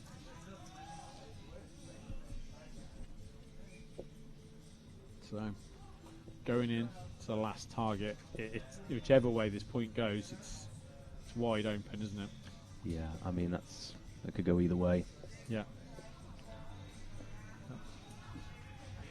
So there you can see targets number 4 at the top of your screen. Oh, he got the point. Yeah. So 44 all, like the ladies' match, we're all square. Yeah, so we should see a good finish. Yeah. It'll be interesting to see what happens here. Are they going to try and shoot quickly, try and get a good arrow in, put the pressure on the opponent? Yeah.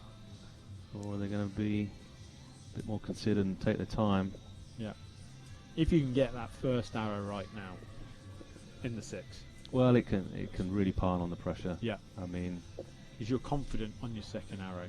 Well, yeah, you've got the angle right, you've got the adjustment for the distance right. You've got the points in the bag, and then it's all for your opponent to try and match you then. Yeah. So I think Murillo, he's definitely been shooting. Go for it. He has been shooting very quick, hasn't he? Yeah. So he is going to go for this.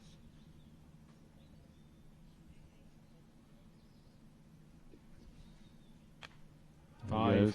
That's what you wanted, isn't it, from your first shot? Really, it's nicely in there. It's high up in the 5. A few clicks, you can get that in next time quite confidently. Yep. So Jean-Charles has come down. So did JC see that? Yeah, he'll know. He'll know it was a decent arrow. There'll be a shadow. Even if you don't want to look, you're going to see it. You can't help but see it out of the corner of your eye. Yeah. Oh, a high 3. He's been high on both his uphill shots. He's underestimated both of them. Yeah. So Murillo's come down. He's got control of this match now. He's got the lead, but he's not going to Yeah. do anything rash and make any mistakes. No, it's topsy-turvy stuff right now. Oh, Charles, not looking strong on that. Already thinks about his fishing rod. Oh, and a 3 from Murillo now, so it's He could swing back the other way with a good shot look from, at all from these, Charles. Look at all those holes left. It's a little line of arrows going left on this target. Ah, Wow. there we go. So, swings back. Brilliant match. Really tense time. Basically down to 1 arrow shoot off now. Yes. Only had one of those so far. He needs to make this good. He needs to make Jean-Charles work on his last arrow. Long hold. Oh, and a 4, so Jean-Charles has So got it. Whilst the camera was on Marco, you heard the arrow of Jean-Charles hit the he target. got a quick one away, so we'll just wait for official confirmation. But last arrow, Jean-Charles nicked that by about a centimetre, I reckon. Well, you just didn't know what was going to happen then, did you? No, but Murillo, on that last shot, Murillo had been shooting very quick, very flowing, hadn't he? And those last 2, he got that first one away, like we talked about, and he held. Yeah, perhaps he was thinking about it too much. And, Yeah. and you know, this is one of the things when you're shooting under pressure. Yeah. You know, why is it different? Why can't you just shoot that arrow like you normally do? Yes. Yeah. Just suddenly gets a little bit longer. Yeah. Yeah. Bit Great more thought match. goes into it. Yeah. Really good match there from those two. So, Jean-Charles Valdan maintains his run of field medals internationally. Yeah, which is a very impressive run. 3 World Championships in a row. He's been on the podium. Yep. Gold, silver, bronze. Full set. Full set. And he's got a nice World Games in there as well. 2013. Should I say Word Games if you've seen one of the medals? Yeah, slight Somebody spelling got mistake fired there. in Colombia in 2013. Brilliant. Good match. Good match. So, gold medal match today. Okay, so this should be a great match from Germany. We're going to see Sebastian Roberg. From the United States of America, we're going to see Brady Ellison. Both highly regarded archers, both in field and target. I'd say Sebastian perhaps has more experience in field, multiple times world champion, but then Brady is the reigning world champion. Yes. And also having just come back from Rio in the Olympics with a silver medal. Bronze. Jean-Charles as well. Oh, I beg your pardon, Yeah. sorry, yeah, of course. Both, bronze. but again, 2 Olympic medalists in the World Field Finals this weekend is absolutely awesome. Yeah. So, Roberg shot in the team bronze match yesterday. He really wasn't on it at all. So he was very quick. Very quick. And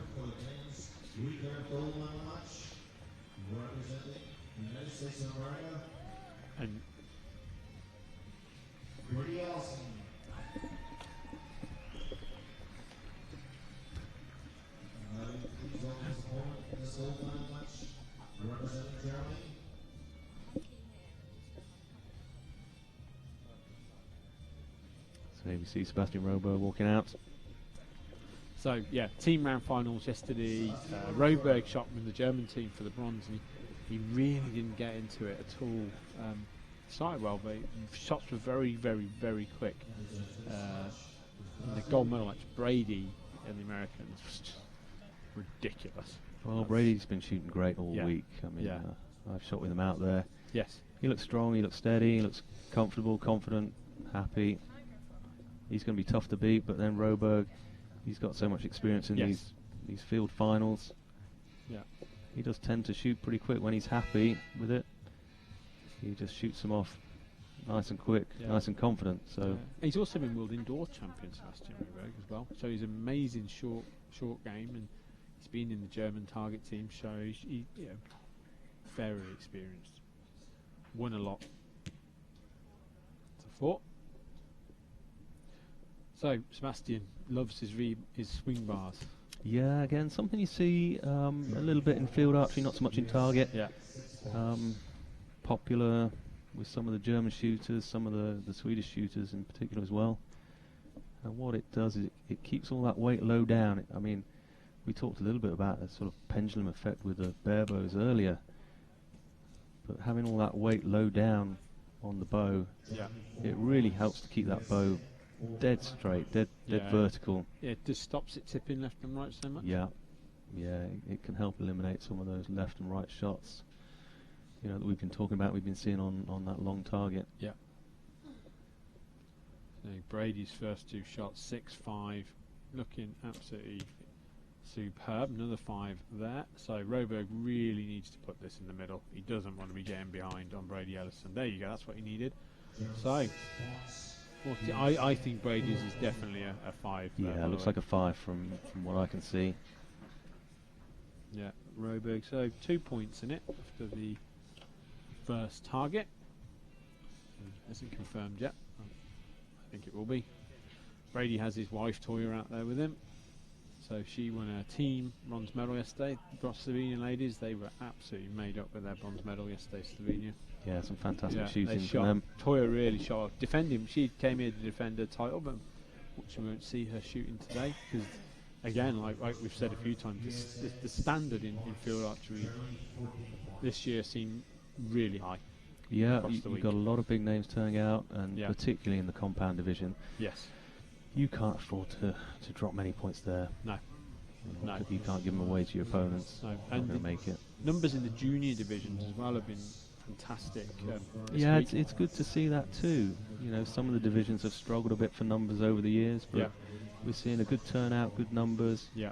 You know, great quality. We're seeing archers from countries participating that we haven't seen before, or maybe haven't seen very often. Yeah. We've got a couple from Argentina. The last time I saw those guys were back in the 90s, I think. Fantastic. So again, that's really good. I really hope they're getting involved and coming back to field archery. We're going to see more of them in the future. Yeah, good contingent from Australia. Big Swedish team this week as well. Yeah. So it's really good to see this. So these guys, Roberg, he'll know what to do with this shot. It's all his experience. Same with Brady. He's done a lot of this now. So, oh wow. I'll retract my last 30 seconds. I think the lesson there is let them shoot and then make a comment, John. There. So, high 3 from Sebastian and a high 4 from Brady.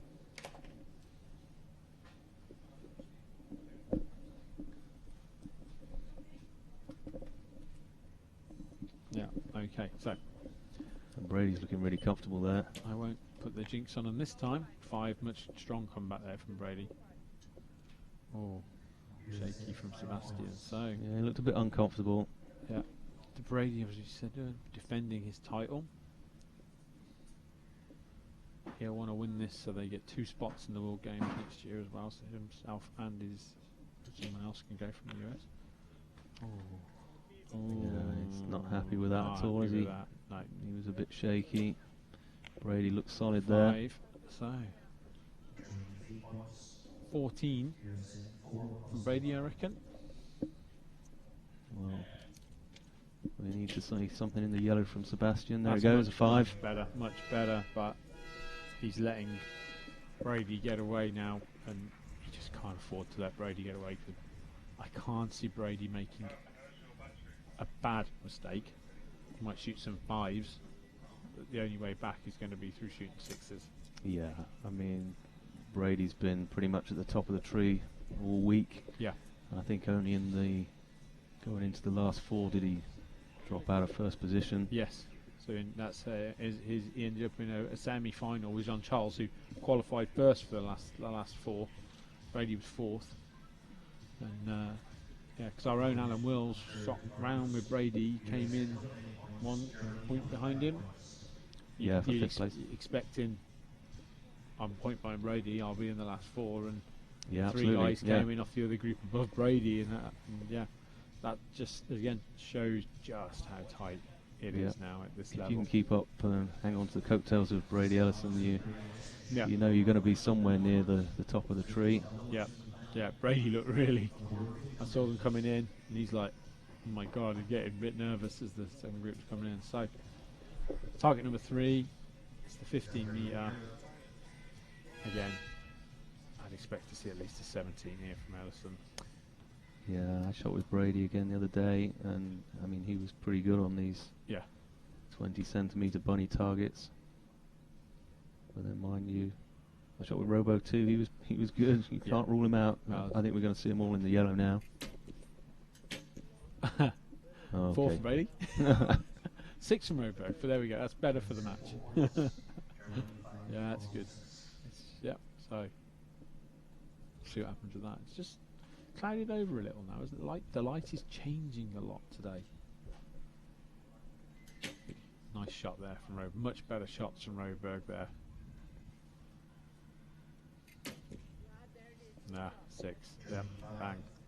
Yeah, 1 point back to Sebastian. Well, I say that's not confirmed on the screen, but it looks like it to me. Yeah, no, his first one's a 6, I'm sure of it.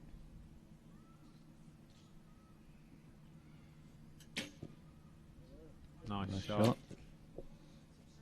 6 from Brady, so I think he squared the target actually. 2 6s. And I'd say 6-5-5 for Roberg, 16 apiece. I think so. Yeah, solid shooting again from Brady. It's currently a 5-point lead to Brady. It could go to a 4-point lead. Either way, that's going to be a tough ask to catch that up on the last target. But very tough. Again, 3 4s or even 3 5s. Yeah, you know. But it's not impossible. No.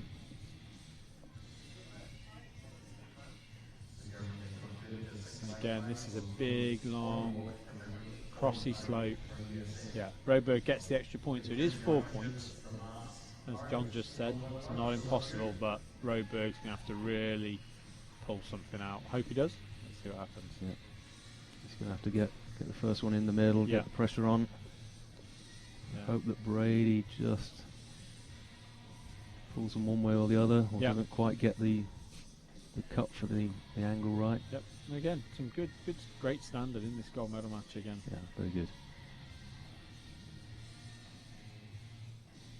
There we go, off behind the podium, really close to the crowd on this last shot as well, so really feel the guys breathing down their neck.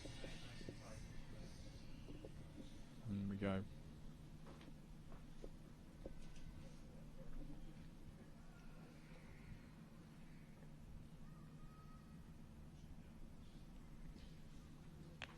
Nice shot there from Sebastian, both 4s. Good shots, but again, Brady's arrow neutralises anything that Roberg's done, so Roberg doesn't look over happy with himself there. Brady straight back up, get the next arrow in the target. Roberg as well, he won the World Games, didn't he, as well? 5 from Brady, good shot. Roberg's World Game champion in Taipei, or the one before? I'm trying to think, we had... Germany, in Germany. 4 again there from Roberg. Germany. I think Germany was 2005. I think was that from Chinese Taipei was 2009. And 5 from Brady. There you go. Brady regains his championship crown. Fantastic week for Brady Ellison. And 4 again from Sebastian. So yeah, might even be a 3 there. Just dropped a bit low. Yeah. I mean, to be honest, Brady's looked great all week. His shooting's been on top form. He's come into this just having won the World Cup final for the 4th time. 4th time, fantastic. Yeah, incredible in Denmark. So he's had a really, you know, Brady, he got his medal in Rio, which I know meant a lot to the Brady. To have his individual Olympic medal, it was a great Olympics, and he went off back competing for home events, and he hasn't had time for a break, so I'm sure he'll have a little break now before the indoors. But yeah, that's his 2nd World Championship in field, and he's really enjoyed his week here. Yeah, solid shooting there from Brady. Just didn't really make any mistakes. And his wife Toya. Yeah, no mistakes. No, he's been faultless really all the way through. Yeah. Brilliant. So, silver medal for Roberg. Sure, he won't be. Oh, he'll be a bit disappointed, I'm guessing. It's the hardest medal to win. As in, because you lose your last match sometimes. Well, but happy when you win your bronze. Yeah, But I mean that's what they say.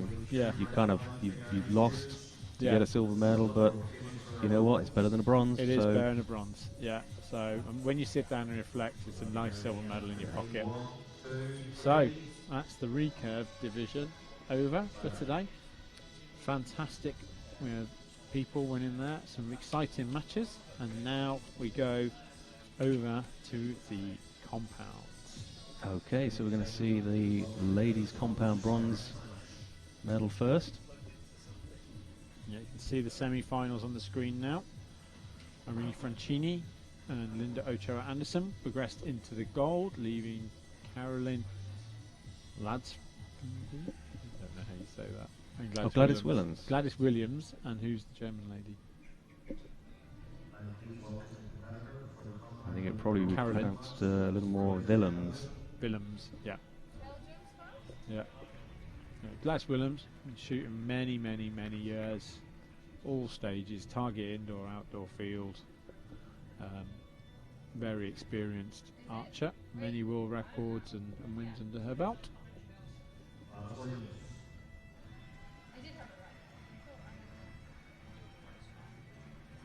Okay, your opponent is? From Germany, we've got Caroline Mansfield.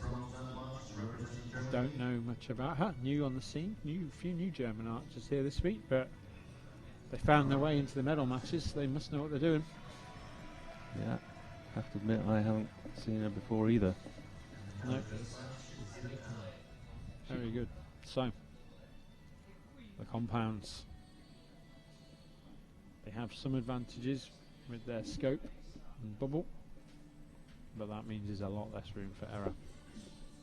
Yeah, we're expecting some top quality shooting here from the compound archers. They have the extra advantages, the mechanical advantage of the bow, the release aid to make the release smoother than the archers that are shooting with their fingers on the string. They've got the magnifying scopes as well to help them really pick out the centre of the target. Absolutely. So, 1 point and this target in the compound division could make a difference. Yeah. So they have to shoot sixes on the short stuff. So I'm surprised there isn't a star on the side of Lansfiend's arrow there, Well, actually. they've given her a 5, but it looked close to the line to me. Yeah. As I said, I know Willems is experienced. She didn't look happy with that though. No. Shake of the head. Right. So 4 again there. From I think our spotter's on the wrong side of that to see it clearly. yes. We'll give it a 4 star, but again, it looks like a 4 to me. So we could see a change in the total when the judge confirms this.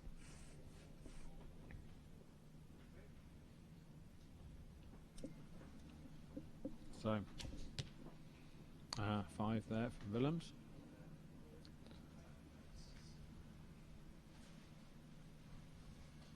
Looks really strong at full draw here, Lansfield. She's holding pretty steady, but she's not happy with no, that. wasn't happy with that at all. Can't see the clock. No. She's got 15 seconds. You can see the clock on the screen in the left-hand corner, just counting down to 10, 9. Gets it away. But it's a very good group, but that's not great from start from her at all there. She's going to want a better start than that, and that's a big advantage there to Willems. Do you think that could have been the light in some way, John? Just putting her off a little bit. Maybe she's not got the bow upright. Yeah, with her bubble, she's got a scope shield on. Just maybe a little bit of tension in the front hand, a little bit of torque. You know, it's if it is new to her. She shot some serious field archer, top field archery women not playing them today with Toya, with Ivana, with Jamie. So, she did amazing to get into the last 4, but what seed is she this week? So she's the 13th seed from ranking, so Yeah, she's had an absolute blinder in the eliminators, hasn't she? she's done well to shoot her way up Yeah. through the ranks, hasn't she? Yeah, Willems was solid all week, number 5 seed. So we shall see what happens. But yeah, maybe just a little bit of tension in her shot, front hand, pointing up that hill, pushes them left, doesn't it? She's going to need to make some inroads now. She got 2 upgrades there. Oh, she did, Look at yeah. that. Wow. I'm That's surprised a it didn't let- look like it on my screen. That is a let off.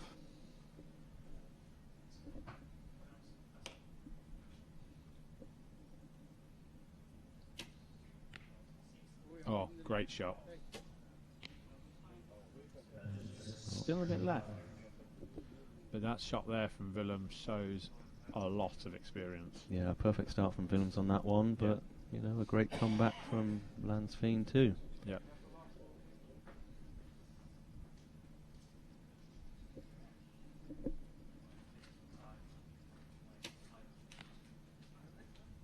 Five.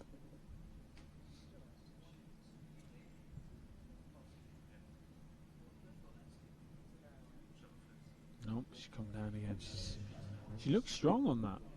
Yeah, But, she wasn't feeling it. Yeah, I can't tell what she's thinking. I mean, the shot looked good from what I could see. Yep. She looked comfortable. She looked steady.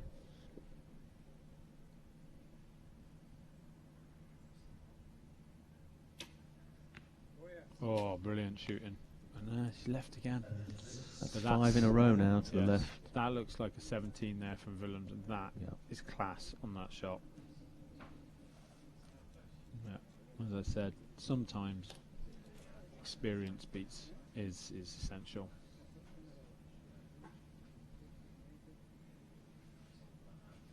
So Lansfield needs a 6 here to keep in touch. She doesn't want to be getting behind.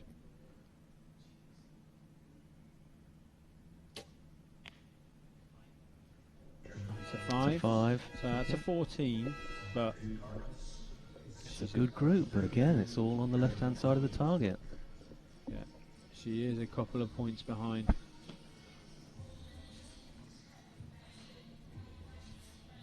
No, halfway point.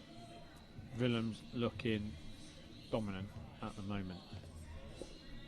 Lansfield needs 6s to get back into this now. 4-point lead at halfway. You've got to be happy with tough. that. Yeah, yeah. Going into the bunny now. Again, you know, you'd be expecting at their level 17s. I think so. Yeah, Yeah. Like we said for the men's recurve, I want to see these girls shoot them all in the yellow, yeah, you know, and pretty much all in the 6 ring. yeah, yeah. Williams looking confident. There's a little bit of movement around. It's not blowing nasty, but there's some wind just tickling and blowing. Just see Yeah. the leaves and the trees and stuff, but It's a little bit of movement on I the don't- trees there. it shouldn't be bothering them. Nothing they can't wait out.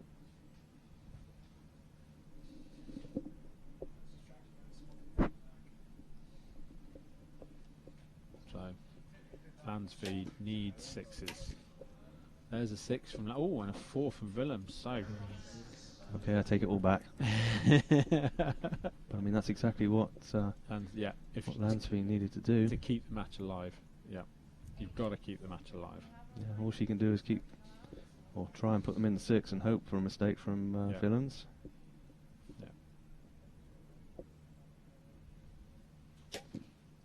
Oh, great shot. Yeah, lovely. Willems. Oh, what's this? Oh, Yeah, they've called it a 5. yeah, Again, hard to tell sometimes with the angle, but a lot of archers have shot high on this bunny. Looking again at the holes, and I did in the juniors this morning. They were shooting high on this bunny. So first arrow, I know Patrick Houston couldn't believe his first arrow went out high. He said it was such a good shot. Moved his sight, and he was there. So again, we passed that on to our archers going around later. Watch it, shooting a bit high.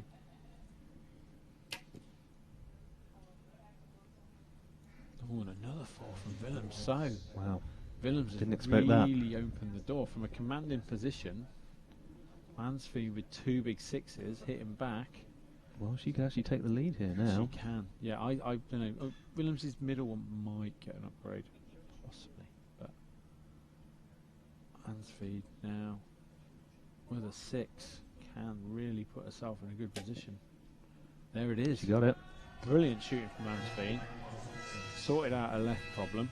And They've given that a 5-star, but I mean that to me, that's No, 100% yeah. 6 all day long. yeah. The spotters keeping the suspense up for us. Well, to be fair, they're looking from the wrong side Yeah. of the arrow, so they can't see the line No. of the target behind the arrow. So Yeah, we've got a couple of It's scopes difficult here for in them. the control tent, and they're doing a fantastic job trying to get the scoreboards up to date as quick as possible, but sometimes you just can't get the right line. So at the moment it's a tied match, but we are waiting on a couple of confirmers. There you go, that goes to 18 like we expected. So big swing target. Willems' went to a 6 as well, as I excellent. expected. So once 40 again, Yeah. all tied, all to play for on the last target. 14 on that target, but the compound though wasn't. Well, I Well, would that is have Willems expected would more have from expected. Yeah. Willems. The so 60 meter big. I think getting your cut right on this now is vital with these compounds. Get it really wrong here and you're in a lot of trouble. Nan's been checking her I was knocks just about to say, yeah, meticulously. you can see her checking everything on the back end of the arrow, the knocks and fletchings, Yeah, looking Yeah. for any damage on the previous targets. absolutely. Very sensible. We shall see. And we think we saw Jessica shoot an arrow with a broken knock, and Yeah. how that ended. I mean, it can actually be dangerous if that knock breaks on release. Yes. Very. Very. So, Any damage to the fletchings could cause extra drag, and over that distance, it's bound to drop oh, one or it- two it- scoring zones at it, least. it would be disaster at this level, wouldn't it? So, 60 metres uphill, all square, bronze medal on the line. Who's going to make the first move? Who's going to get this cut spot on? Lansfeed improving. Willems, oh, excellent shot. Like we saw on the 45 up the hill, showing experience and skill there. Yeah, absolutely. So, that's put the pressure on. She'll know it's a good arrow. What can she do? Oh, that's moving around a lot. To say she looks steady. That's a 5. That's she kept herself in it. Nothing, 1 point game now to Willems, but she needs 2 more strong arrows. She looks composed here. Yeah, I just- lovely form. 5, bit high. If that's you now, do you tweak your sight for that third shot? You've got to. There she goes. She's going to move it. 5 again, so still a 1 point game. Basically now we're in a 1 arrow shoot off situation. Willems looks calm, Lansfeed looks really tense, but she's getting better as the game goes on. What can they do? Oh, that's a good arrow. It's a good shot, but it still leaves the door open for a tie. 6 for a shoot off here from Lansfeed. She it's got a it. 6. Wow, Fantastic. brilliant. The first 6 on that target face today. Yeah, you can see it. There aren't many holes Yeah. in the gold, are there? So Willems was like, oh. So, what a great match. So now we're going to see a 1 arrow shoot off. big comeback here from Lansfeed in this match. As I said earlier, first target. Willems with 15, Lansfeed with 14. She picked up a couple of real cheeky liners in that. Then they moved on to the 45 uphill where Willems shot a superb 17. Really tidy. Lansfeed 14 into the 15 metre bunny where Lansfeed hit 3 6s, maximum score. Willems, couple of 4s, 14 points, moving into the last target. Both archers 16. So now, 1 arrow nearest the middle. Nearest the middle, yeah. Fantastic. So just waiting. I mean, they were both on target with a 3 arrows there on the last target. That was a really tidy last target, actually, by both these archers. Lansfield, well, she finished with a 6, so yeah, she should be confident that she's zoned in there now. So, do you try and get a quick one away, or do you wait your opponent out? Well, who knows? They're both going to come up at the same time. Yeah. Willem seems to be shooting slightly quicker, so I'm guessing we might see her arrow in the target first. There it goes. It's a 4, so Vansveen's come down, which I expected. 4 from Willems. She won't be happy with that. There's a bit more wind blowing around now. Very beatable. Just needs a strong shot. Oh, yep, 6. Fantastic shot. So Lansfield never in the lead in that match. The comeback girl, really, yeah. She got better as the match went on, kept improving. What are your thoughts about that? Well, I mean, brilliant. You know, she finished solid there. Like you say, she got better and better all the way through. Yeah. She shot a 6 to tie the match up. Yes. And then finished with a 6 to win. Yeah, so took the pressure shots and it really mattered. Big swing on the bunny, as we saw. Well, I think that was a crucial target for her, Yeah. wasn't it? She had to, she had to score 6s Yes. to keep herself in the game. Yeah. And she had to hope that Willems would make a mistake. Yeah. That's what happened. Yes. So, what's our gold medal match? Okay. That was such a good match, I forgot it was for bronze. So, bronze medal, Carolyn Lansfield. Brilliant week for her. And our gold jump. Okay, so in the gold medal, we've got from Mexico, we've got Linda Ochoa Anderson. From Italy, we've got Irene Francini. Okay, so Francini been around almost as long as you, hasn't she, John? Well, yeah. I mean, previously, she competed many times in the RECURVE division and then switched to the compound division. Yeah. So again, a lot of experience there in both bow types.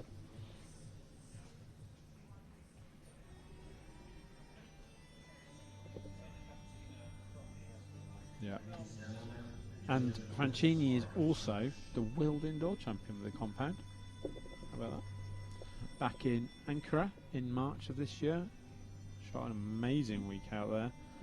Linda Ochoa Anderson. Has she shot field? I think she's done a field before, I'm not sure. I think it's her first time at the field.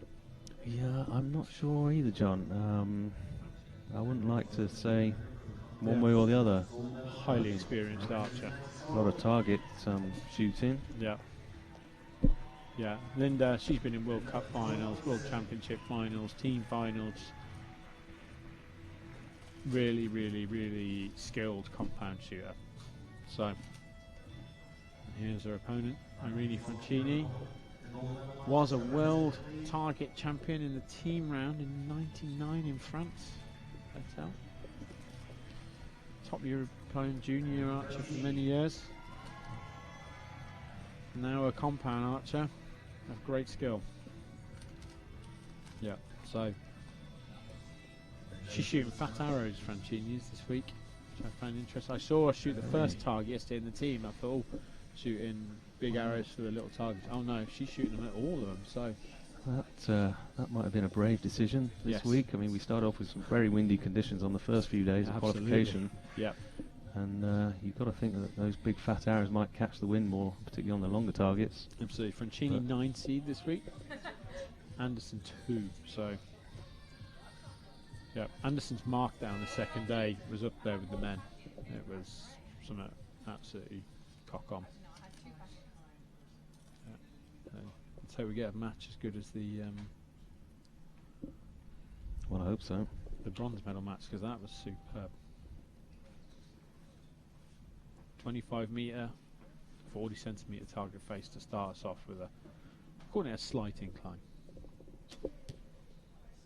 It's not, yeah, there's a decent bit on that. It's not. Yeah, I mean, it's a good few degrees. Yeah, yeah. So I mean, I guess compared to the 60 centimetre and the 80 centimetre, it doesn't look like much, but it's still got a little bit of an angle on it. Absolutely. So good 60s from both archers there. Absolute plum Francini. Francini's in danger of getting a kiss out, I think. with that type of arrow. With those big fat arrows right in the middle of the target, Yeah. she could just clip it and bounce off out into the 5 ring. Yeah. Anderson shoots. It's a 5, just out. Good standard so far. Neither of these archers are not used to being on the big field to play, shooting for the big titles. There's a 5 as well. Yep. 11 apiece. I think a point here, as we said in the last time, a point here could prove important in the compound. It's a game of millimetres. I think quite often in the compound division you see them going from one target to the next, scoring the same on each target. Yeah, so 17-17. Well, there we go, just what I said. Yeah. Good start for both of them, they should be feeling comfortable now. Yeah, really good shooting, both of them. So, Samandi out there again with Francini. He's the man, obviously, to go out in the being in there himself. Well, it could be that some archers they feel lucky with a certain coach behind them. Absolutely. I mean, the other thing, particularly for these technical finals shots, it's useful to have an experienced archer that's been there before. Yeah. Not only to look at the distance, look at the angles and just confirm your thinking about how to shoot the target. Yeah. But also that's been out there and shot under the pressure and maybe can just say those few words that makes a difference to calm you down if that's the way you shoot best, or absolutely, or go the opposite way and really G you up. Yeah. So Linda has a great friend, Anna Uma, who was the European champion last year with the recurve and helped win a team medal yesterday with Slovenia. Oh, I guess she'd probably have her husband Steve Anderson out there if he weren't going to appear in one of the matches coming up. Gold himself later on, yeah. So he'll be preparing himself on the. It's quite a nice little story if they both become world champion. Yeah. They're having I think they're stopping for a week's holiday after as well. Well, lovely. At the moment they've got the opportunity or the chance to be his and hers. Yes. Yeah. I will world say, champions. Been out here this week. Beautiful area, and I intend to come and visit when I finally get a holiday. So I do want one. I would love to come back and visit this area and really nice place. Yeah, as you look out down past the house there, you can see some lovely hills in the distance. Yeah. That was a good shot from Franchi, but slightly left. Good 5 though there. So this is a big test now for Anderson, who's not as experienced with the slopes as Francini.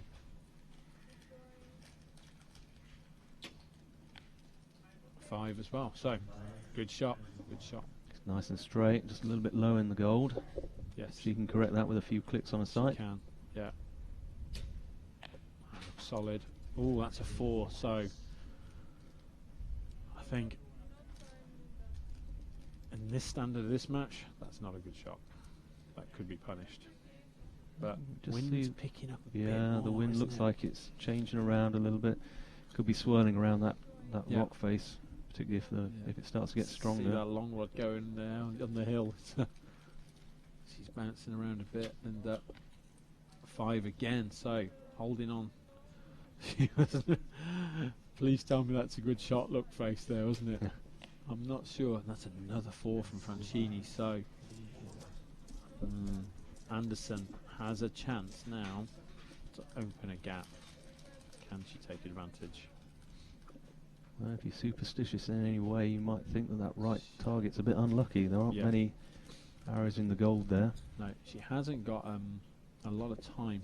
5 seconds, a 4. So she nicked a point there. Nicked a point. 14 for Anderson. 13, I think, for Francini. Well, just wait for some confirmation from the judges, and they move on to the target number 3, which is the 15-metre bunny, which until the last match we didn't think was really going to be a swing target today, but it was in the last match. No, we expect it to be straightforward, all in the middle. brilliant. Absolutely fantastic setting for these finals today, John. As we've said a few times. It's just, I love how being an events man myself with a lot of what I do back at home in Archery GB. I'm so excited by this finals and the potential of a way of showing field off. I loved Croatia 2 years ago with the downhills, but this is a whole real. Yeah, it's like a little arena, isn't it? You know, as we said, the spectators can see all the targets clearly. They're all up there on the hillside in front of them. Yeah. It's a lot easier to see than if they were just flat. You've got these beautiful the grounds of Kilruddery House. Yeah. Yeah, we've got sunshine. We've got a fantastic match going on. It's a 1 point lead to Linda of Chart Anderson from Mexico against Irene Francini of Italy. 5-6 for Francini there with now big arrows. Yeah, this is where the big arrows come in. Yeah, she's got an edge here on this target. Yeah, I mean, quite often, I mean, if the compound archers are going to shoot fat arrows on those 20 centimetre targets, pick up the line cutters, they'll quite often pick a smaller diameter arrow for the other distances. Yeah, so we have the cameras back on the athletes. We will endeavour to keep the scores updated as they shoot.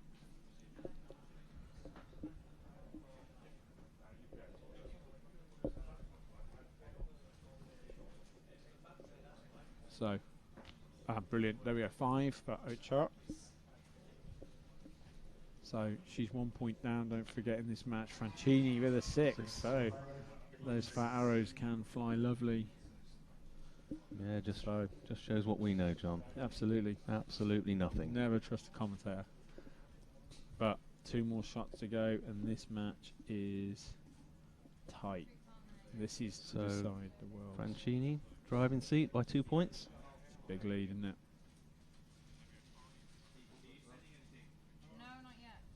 Okay, so a shot, Francini shot 4 to a 6. So by my reckoning, that's all tied again. Absolutely.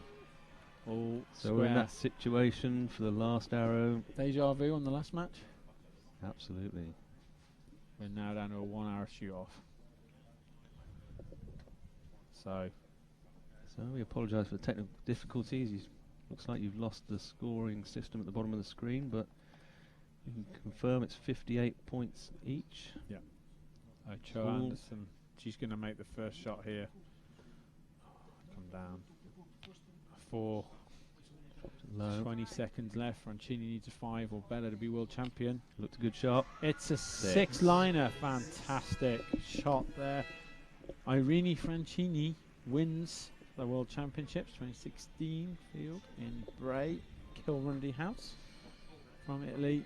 So she is now a double world champion in the same year with indoor and field. What a great season for her she's had. Absolutely brilliant. Down to the last arrow.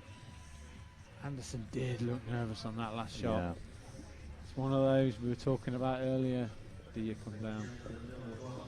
Well, yeah, funny things happen when the pressure's on. Yeah. Best thing in my mind that you can do is try and forget about it and just try and keep shooting just like it's a normal shot. Any other practice shot that you normally make, but yeah, it's hard to not think about the possibilities of being a world champion. There we go. So 2 fantastic finals from the lady compounds for the bronze and the gold. Really high standards from both of them. Yeah, we saw some great shooting there. Yeah. And I have no doubt that we're going to see some great shooting from the men's compound. Quickly run you through the ladies' gold match, as we did have that little failure. Francini did 17, 13, 18, 16 across her 4 targets. 18 on the bunny, like we saw in the match before we come back. Ocho Anderson, 17, 14, 16, 15. A little more consistent than Francini, but Francini just nicked it on that last arrow. A little bit of field experience, maybe the fat arrows on those liners. I'll never know. A great match. So, moving on, 2 more matches come to you today from Kilrundy House in Bray in Ireland. at the World Field Championships, we have the men's compound matches. And over to my co-commentator, Jonathan Shales, to tell you about them. Okay, so the first of the men's compound matches that we're going to see is a bronze medal. We're going to see from Norway, it's going to be Niall Hamas, and from the United States of America, Dave Cousins. And then finishing off this afternoon, again from the United States of America, we're going to see Steve Anderson, who, as we said earlier, is the husband of Linda Joe Anderson, who we've just watched. And then his opponent for the gold medal will be Stephen Hansen from Denmark. So we have some real big names of the compound world coming up here. All four of these guys know what it's like to be on a podium, and I hope we see some matches like we just saw from the ladies. I'm expecting to see some excellent shooting. I think it's going to be tight all the way through. Yeah. I would be surprised if we're going to see more than 1 or 2 points one way or the other all the way through these matches. Yeah. So and pretty much come down to the last arrows we've just seen there for the ladies. Yeah. So Dave Cousins, Niall Hamas, silver medalist at the European Field Champs last year. He's been the shoot down in Vegas. He's been in medal matches in Nîmes. He's highly experienced archer, number 6. He shot off to get in the cut. He shot off to get into the last 8. He shot. So he has been living by the seat of his pants all the way through this tournament. He but has. It's a game of staying alive. We've said that all week. Yeah, perhaps he's got some luck with him. He got into the last 4. So his opponent. I think you've also got to say that even though Dave Cousins was ranked first and Niall was 16th, the difference between the top 16 men's compound is really not a lot of points, is it? Nothing. But on paper, Cousins is the boss at field archery. Well, he's a big man, isn't he? I mean, what hasn't he won? Nothing. He's won everything. He's won this title. He's had medals at this title. He absolutely loved winning that team round yesterday. That meant a lot to him. So this will be a nervy match, I think, because these guys both know, want to win. And I think there will be, that one error could cost somebody. So off we start. 25 meters, 4 face. You're not going to want to get behind.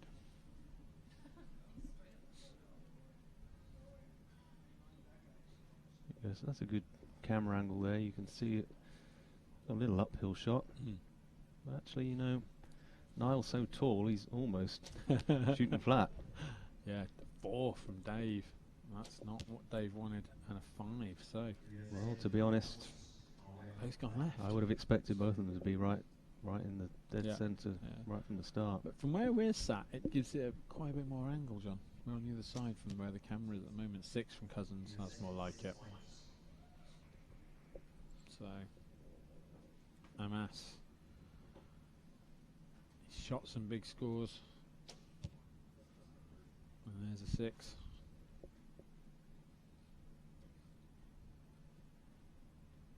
Cousins' his 3rd shot. No, not happy. Not happy. Not happy. Again, you can see the wind just blowing the leaves of the trees in the background, so could be that he's feeling a bit of breeze and just wants to be 100% sure on this shot. It is a lot blowier than it was earlier. There's 17 and Niall Hamas. 16 from Dave Cousins, so got away with his 4 a little bit. You don't want to give anything away, but no. He came back strong there, both of them did. So yesterday in the semis, Cousins shot against Stefan Hansen for the semi-final match. 2 days on Friday, wasn't it? And it was a fairly flat semi-course, and Stefan showed why he's the world target champion, the European target champion. He absolutely blitzed it, and in his Stefan shooting his first ever World Field Championship. He has shot some field, and it's his first year shooting field, but I think the course fell into Stefan's hand for the semis. Yeah, we're going to see if he's got that experience for these more technical shots this afternoon. Yep.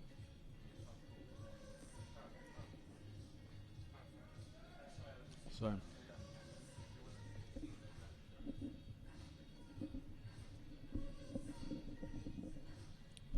Dave won his first World Field Championships back in '98.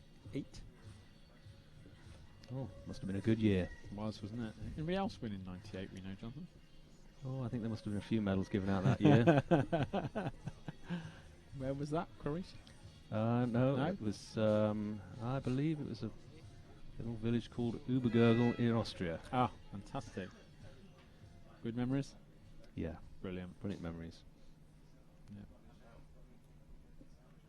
So, 45 metres uphill. I think Dave will know what to do on this. We'll see if Niall Amas is also... Well, he's got a lot less slope than anybody else, hasn't he? Beautiful shot there, framed up beautifully by the cameraman, that. Oh, wow. Oh, I can't get better than that, can you, really? That's how to shoot the first 6 of a target.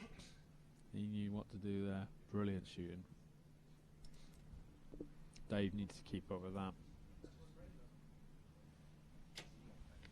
There's a 5 from Dave. So, a mass in the driving seat so far. Can he keep the pressure on Cousins? That's a 5.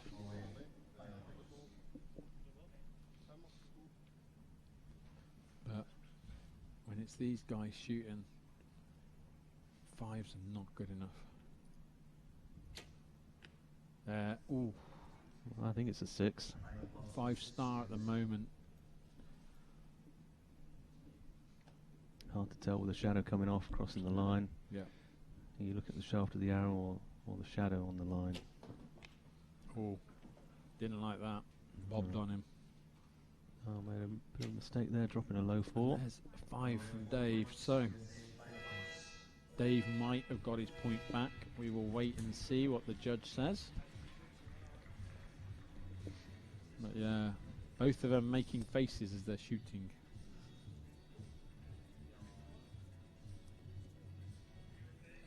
Halfway point. Expecting to see a tied match. There we go. Yes, so Cousins gets his point back. 16-16 so far for Cousins. Amas 17-15.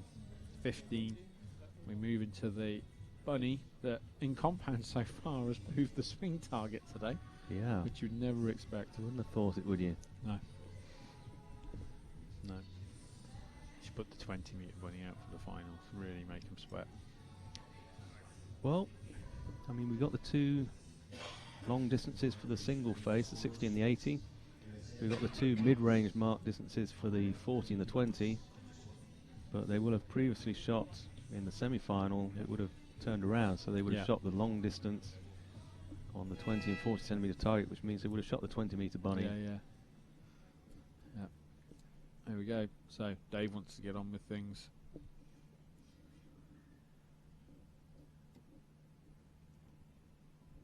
Not hanging around. That's a 6 from Dave. Great shooting.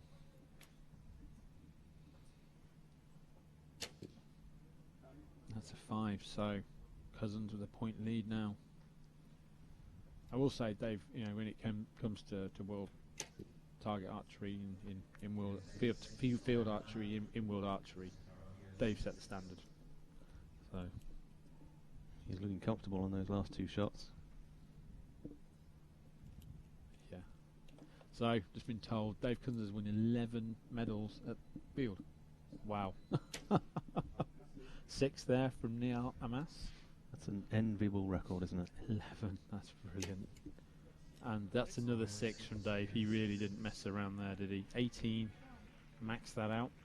So No, needs a 6 just he needs to not be more than a point behind Dave, because Dave will know how to cut that last target. Big shot. He needs a 6. Oh, it's a 5. Or is it a 6? No, he got it. No, he got it. We said shoot in order. Yeah. Which one am I looking at? There we go. So 1 point match, but we go into the 60 with a level of expectation from the standard of Dave Cousins.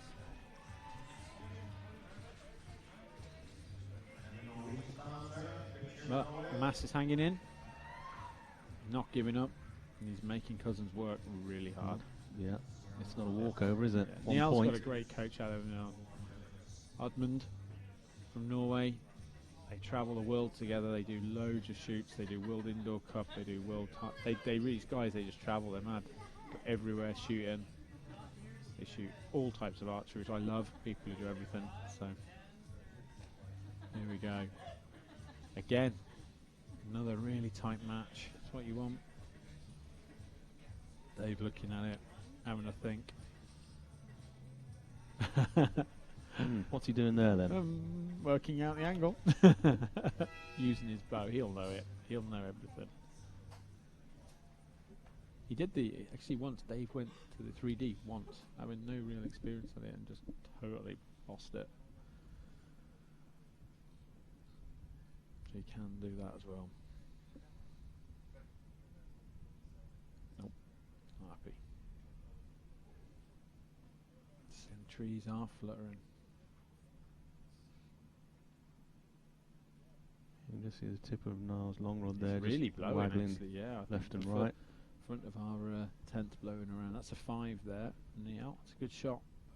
Not what he needed. He needed a 6. Oh, 4. Cousins. So, there we go. Commentators cast. So that brings them All level. square. 2 arrows to go. Yep.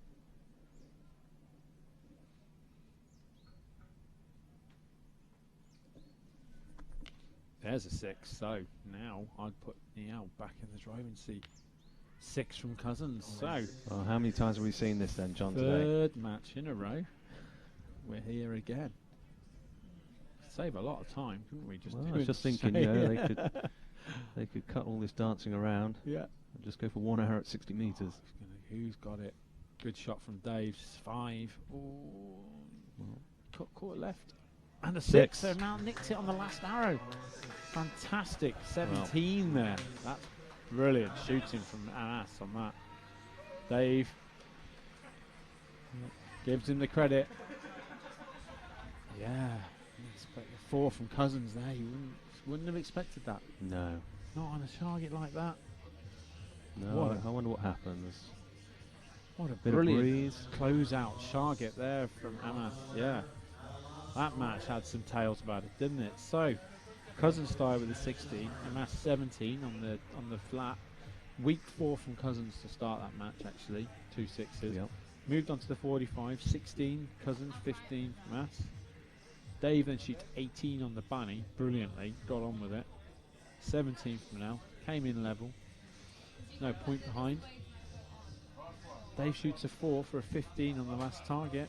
Brilliant, 6 6 5 from the last target to steal it for the Norwegian, and he gets himself a medal. Great entertainment. Yep, another great match this afternoon. Very lucky. So, 1 match to go. We have So the final match of the day, men's compound gold medal match. From the United States of America, we got Steve Anderson, and from Denmark, we got Stephen Hansen. Yep. So you're talking about Stephen Hansen earlier. He's had some, well, a really good run of victories in the target scene. Oh yeah, yeah, yeah, absolutely. He's never lost a gold medal match. Wow. In his career, he won World Cadet Championship, World Junior Championship, World Senior Championship, European Cadet Championship, European Senior Championship, European Target Championship in 2-year succession in that order. So That's some record. yes, he's also been a medalist at the World Indoor Championships as a senior. He's very attacking shooter. He gets on with it, doesn't mess around. But Steve, the Big Cat Anderson, Yep, the big man, Steve Anderson. Yeah. He's no slouch either. no, great shooter. Not, you'd say he's massively experienced, but not as experienced as Stefan. And so Stefan has the same coach as the Norwegian archer as well, oddly. So let's see. Steve Anderson's got a rather knowledgeable guy out there with him. Yes, we see Jesse Broadwater in the background. I mean, America just turn out so many great compound archers, don't they? That shows you the standard of this championship. Jesse Broadwater didn't make the last 4 at a World Field Champ. Won the last 2. And that wasn't through poor shooting. He just got outshot. So yeah, Hansen had a 1 arrow shoot off of Chris White to make the last 4. Yeah, I think that was, I mean, he nailed the 6, didn't he? Took the spider out. Yeah. Chris had a good shot, but what, maybe inch and a half, or 4 centimetres perhaps to the side. Yeah. Yeah, so Steve Anderson, Stefan Hansen shooting for the World Championship. Let's hope we can finish off with another awesome match like we've been getting today. 6, 5. So there we go. A lot of arrows gone left on this little target. Yeah, I mean, you can see that really clearly on the left-hand side, can't you? There's a line of Yeah. arrows down the goal, just left of centre. Yeah. Nothing on the right, really. Yeah. Yeah. So good opening shots. Anderson doesn't want to get behind. That's the key. 6s.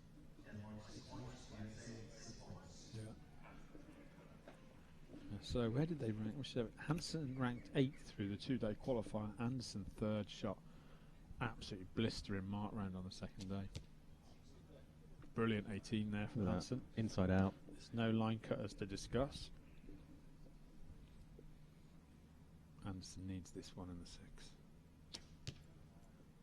I wasn't happy with that. Broke high. Yeah, so 16.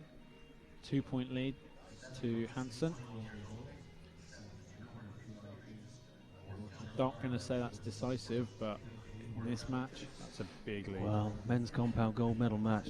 Like we said before, you don't want to be giving any points away at the beginning. But we've seen these matches switch around from one archer leading to being tied, going back the other way, and then back again. So who knows what will happen. In the compound today, it's all about the bunny. That's what I'm going to say.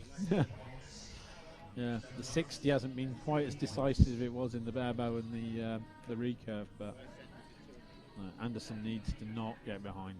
He needs to pressurise Stefan. He has more experience of this game than Stefan.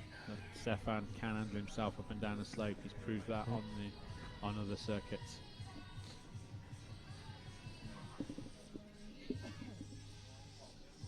Brilliant. So just waiting for the agents at target number 1. Just clearing. And let's shoot target 2.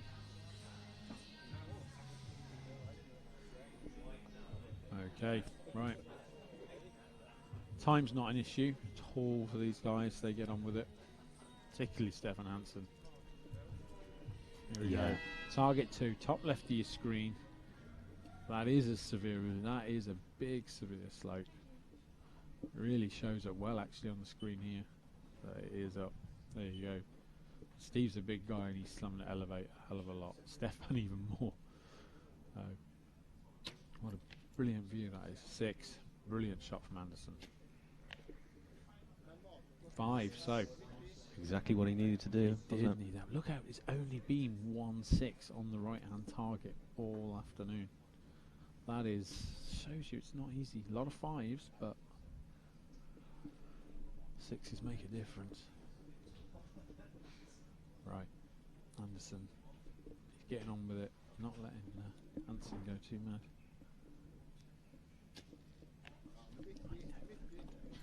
So we've got a 6 dead in the middle there from Hansen. Absolute pin. Steve came down. Yeah.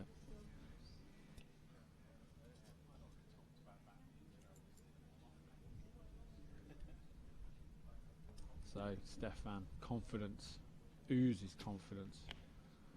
And a 5, so 16 for Hansen. It's an opportunity for Anderson to pick up a point, and he does. So yes, but sometimes I'd rather have arrows in the target than arrows in my quiver. Well, I'm not going to jinx him. Right. Anderson, 3rd shot. Oh, brilliant shooting. well, it looks like a 6 on the line to me. That's an 18. Yeah. Yep. And that is spotted to say 18. Absolutely superb. That's the first one of those we've seen in all these matches. Yeah. Nice. So again, Steve building Anderson. up for another great finish on the last two targets. 34 apiece. That's big.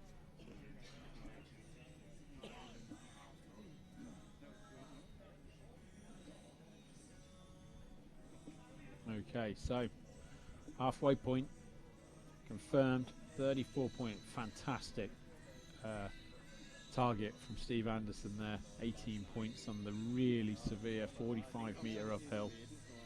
You can see how hard it is for the man pulling the arrows out just to get to it. He's hanging on to the target just to keep his footing there. Yeah.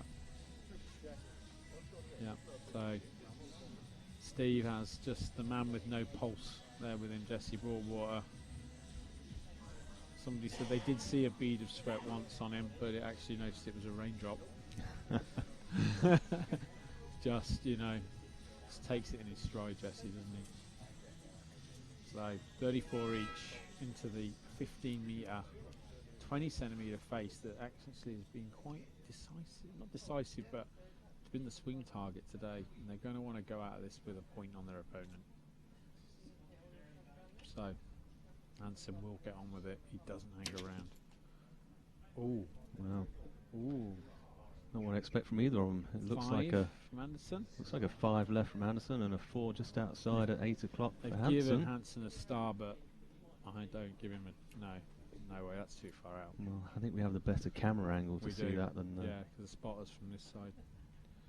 So they shot absolutely together, aren't they? Anderson's definitely making an effort to shoot quick to keep up with Stefan, I think. There's a 6 and a 6, so much better. Yeah. So this is a big shot. Well, I'm just watching the wind indicator there. It's starting to push 2 meters a second. I think that's about as high as I've seen it all afternoon. Yeah, that was a great shot there from Stefan. He was confident in that. 6.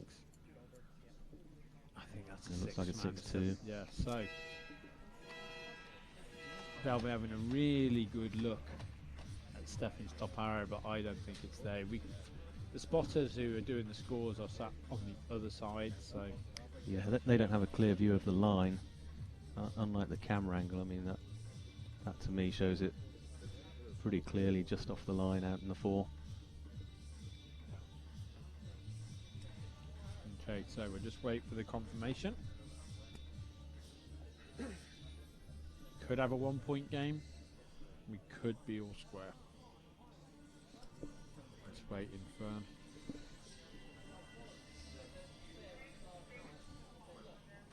Hansen, I just heard over the radio. Yeah, it's a 4.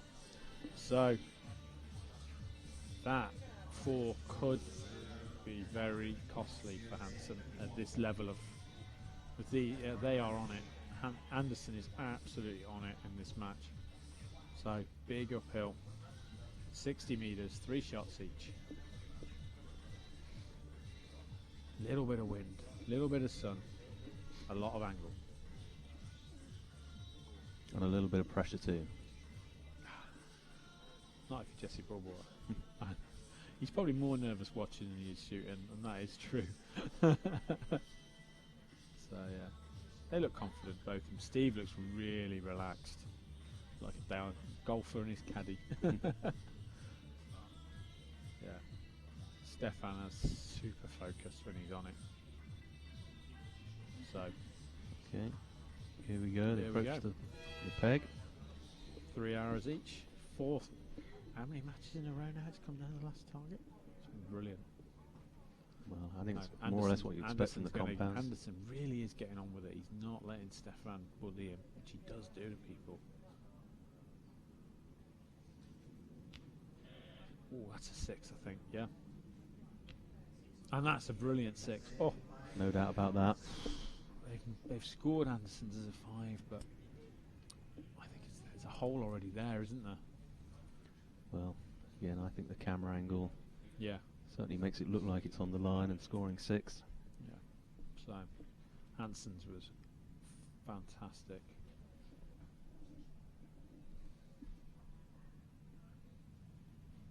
Brilliant camera work here again. So that's a 6. He needs to give it a click. And that's a 5. So I think Anderson's got an edge.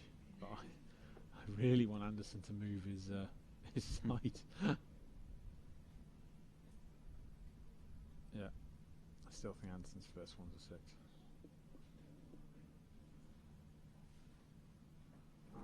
Tight stuff. 1 arrow left each. Need 6s.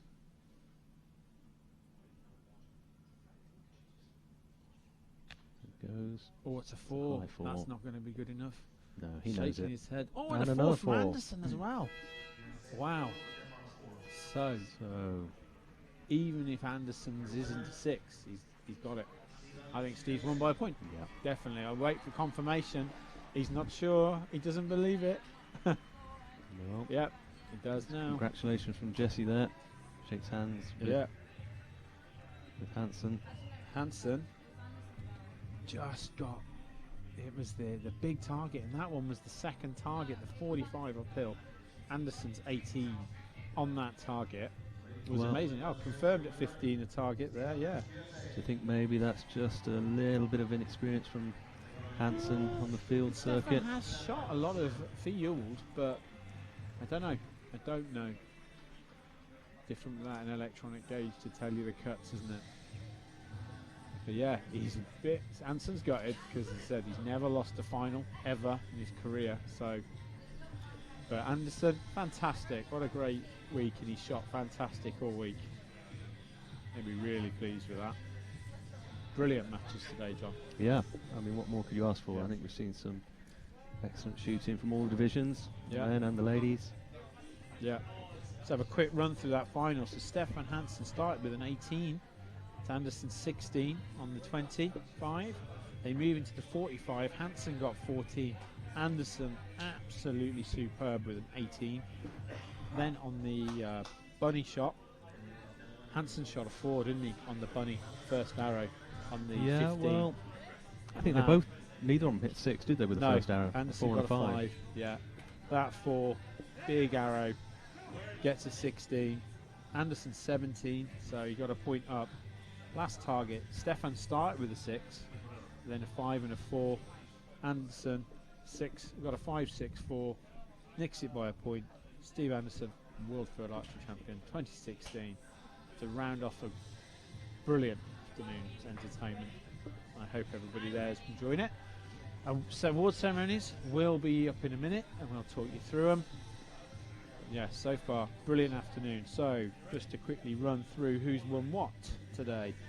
Lina Björklund from Sweden won the bronze in the ladies' barebow. Silver went to Elena Strobe of Italy. And Chantal Porte of France is our world champion in the men's barebow. Martin Otterson, fantastic match against Michael Fischer. Then Eric Johnson of Sweden showed his absolute legend, beating Fernandez of Spain. That was a really exciting match as well. Very high quality all the way through. Yeah. Great barebow match. Yeah. Then we switched into the lady recurves with the Joanna Raza of Poland and I've written over her name. Daniela Klesman from Germany. They struggled through it. Their match, not quite experienced on the big shots, but it was a good match. The Polish girl just nicking the bronze. Ola and Tomasi for the ladies' championship. Tomasi, it was all tight, and Tomasi just had something go wrong with a knock or catch or something on that one arrow, and the arrow exploded quite magnificently into the rock face. And Oliver just managed to hold a nerve to see out that match. Real shame for Tomasi. That was really building up to an exciting finish. Then John Charles Valado and Marco Murillo, fantastic match for bronze. John Charles nicked it. Brady Ellison, Roberg. Brady just dominated against Roberg. And then fantastic matches in the compound with Caroline Lensfield beating Gladys Williams. Was that one arrow? Willems. That was the 1 hour shoot off, wasn't it? Willems. 1 hour yes. shoot off. Yeah. Yeah. Rancini beat Anderson on the last target. And then Niall Amas of Norway beat Dave Cousins for the bronze, and then you just saw the gold medal match where Steve Anderson defeated Stefan Anderson. And now Here is our awards for the ladies barebow. Mario Scarcella, World Archery First Vice President, President of World Archery Europe, and Fita Arco winning the medals. And lambs from Kevin McDermott of the LOC.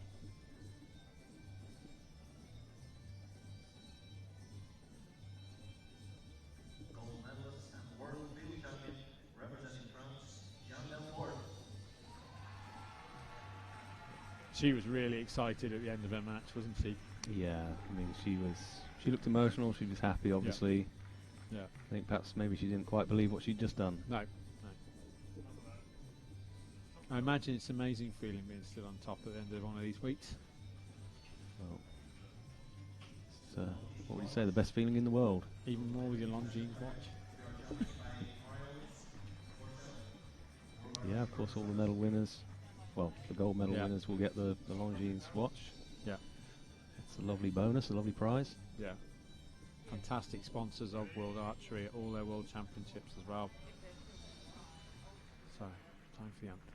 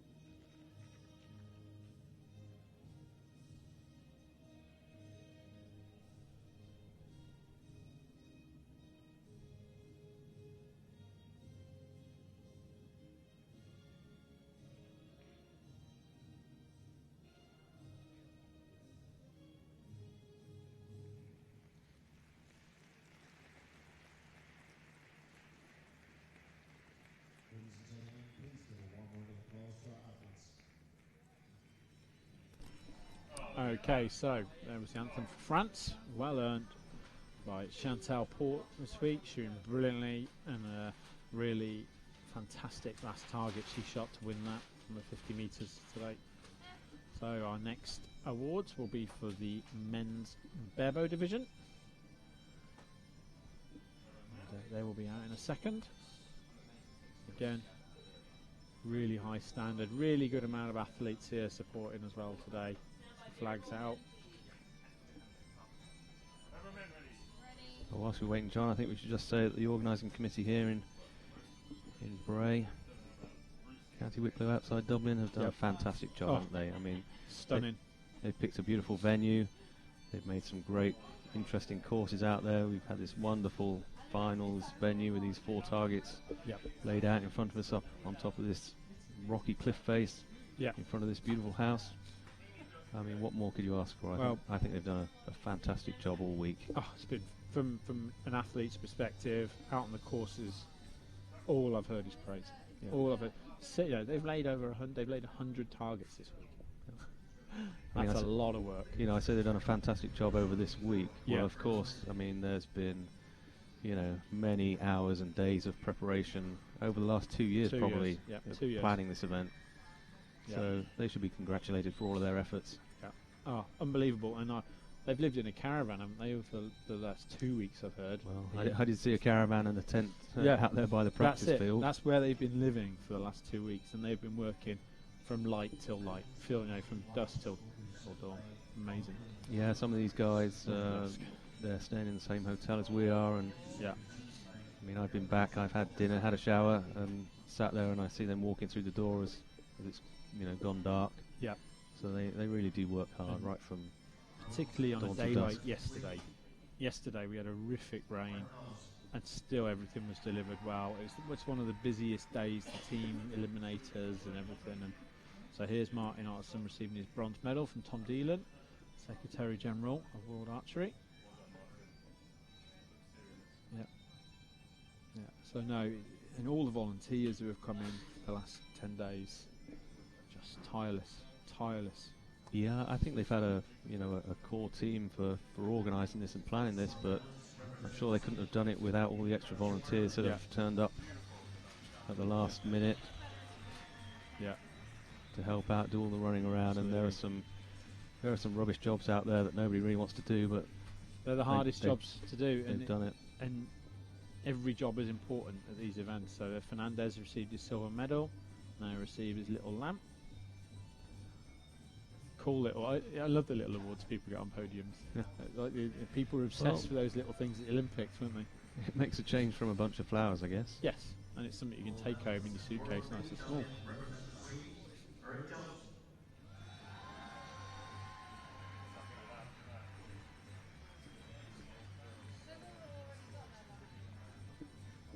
Yep. And gold to Eric Johnson of Sweden.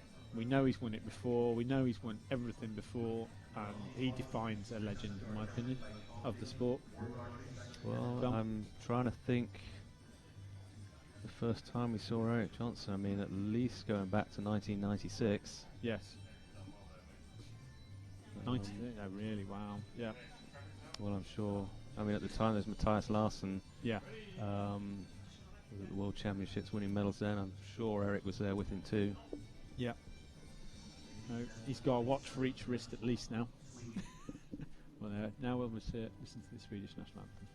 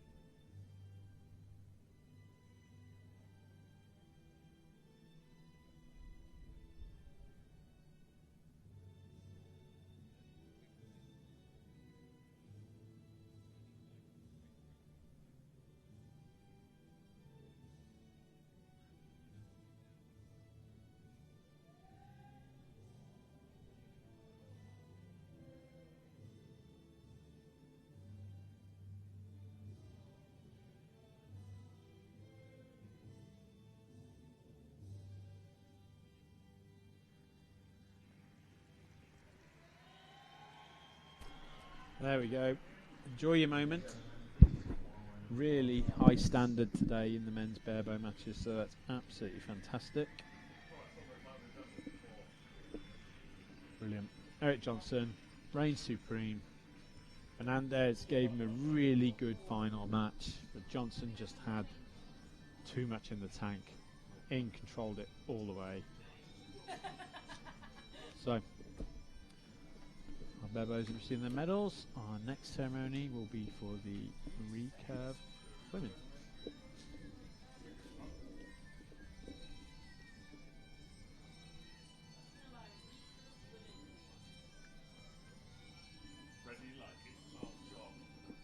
Okay. Yeah, just going back to volunteers. All events need volunteers, and I can't recommend enough. If any event you're interested in comes to an area near you, go and join in. Volunteer for them, because it's great being able to sit and watch today and watch the finals, enjoy it. But if you get in the events, you are part of the event, and it's just awesome. And you get a great sense of achievement at the end of these events when it's this stage and you're looking back and it's been a tough week. You've been tired, you've been hungry, you've been cold, but you're always like, yes. I'm sure they'll have some great memories. Some of these helpers, a chance to see, some of the world's best archers up close from watching them shoot on the courses as they're marshalling them around and changing target faces, and so on. So yeah, it's a great thing to be part of. They'll have some great memories and stories to tell, I'm sure. Yeah.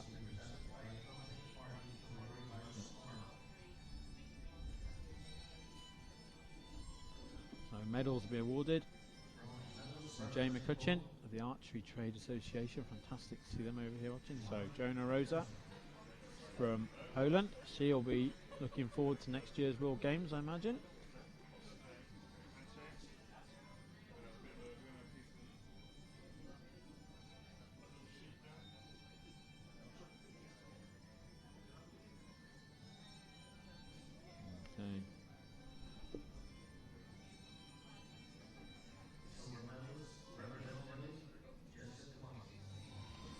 Jessica Kamasi receiving yet another award.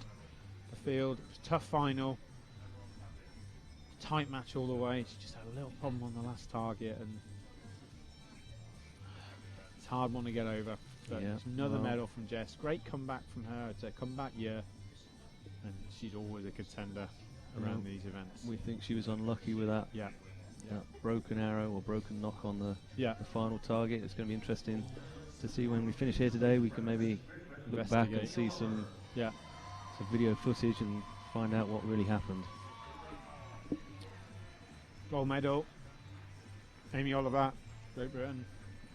That'll mean a lot to her. It really will.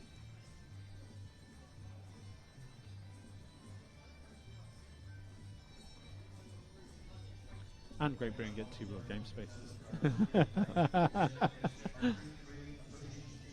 And a lovely watch for Amy Longines. A big smile from Amy. Yeah. I'm just thinking about her family back at home. I'm sure they're Yeah. all watching, her mum and her dad and her brother and And her her granddad. aunt and her granddad. Yeah, sadly she lost her Yeah. grandma earlier in the year. Yeah. And this is a great for her gran.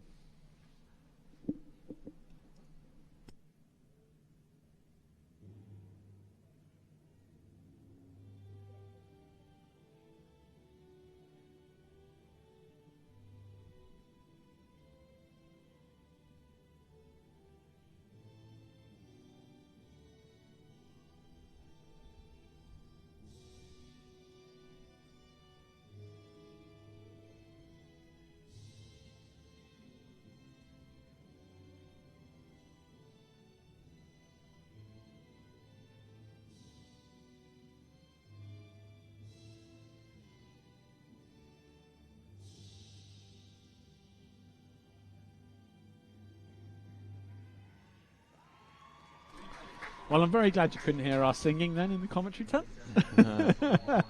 It wasn't the best, was it? No, it wasn't. It's not Britain's Got Talent, that's for sure. Fantastic, Amy Oliver. Enjoy that.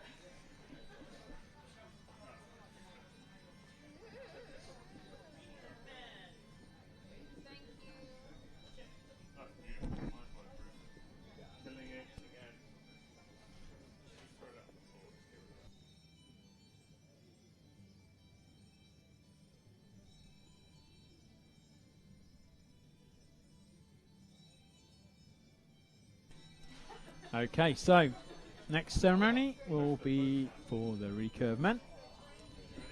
And Brady Ellison will receive his 2nd World Championship title of the weekend. Just like Amy Oliver just did. And then he'll be double World Individual Champion as well.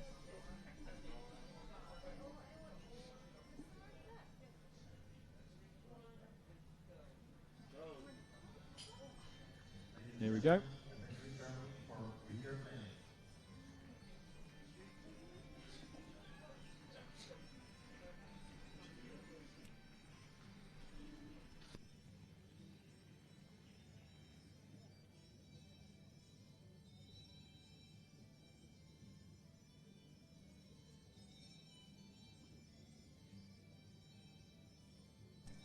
Okay, so if you've enjoyed watching this afternoon, you haven't watched any of the team matches from yesterday, it's all on the World Archery YouTube. It's followed with the junior matches as well this morning. It's a fantastic archery from the juniors this morning. Really enjoyed that. Some great matches from them. And Yeah, I'm all sure we'll see there- them again in the future, won't all we? there to watch on the World Archery YouTube in full. So, bronze medal, Jean-Charles Valdant, rounding off an awesome year of medals for himself this year. European target champion, Olympic silver medalist, bronze medal at the World Field Championships, and now he can have his holiday and go fishing, as he said the other day. But he'll be back next year. He'll be around, always in contention. Yeah. Roberg, add to his big collection of medals. How many times has he won? Go on, John. Well, I was, without looking at the stats online, I was trying to think about this the other night. I think he won it in, let me see, would it be 2000? 2004 or 6. No, maybe he won it in 2006 and 8. Yeah. in Did he win Sweden. Wales? I think, yes. Yeah. Yes, he won Wales because it's a 1-2 for Germany, Yep. I think, in Wales. And then that was followed in 2010 by a 1-2 for Great Britain. Yep. Absolutely. Remember that? Brilliant weekend for us. So Brady Ellison receives another watch. Probably put them all the way up his arm. Fantastic shooting from Brady. You got to give it to Brady this week. He shot well. I mean, he's been solid all the way through. Yeah, I mean, deserved. Yeah, and he's had a fantastic few weeks. He'll go off now. He'll be back. He'll be shooting World Indoor Cup.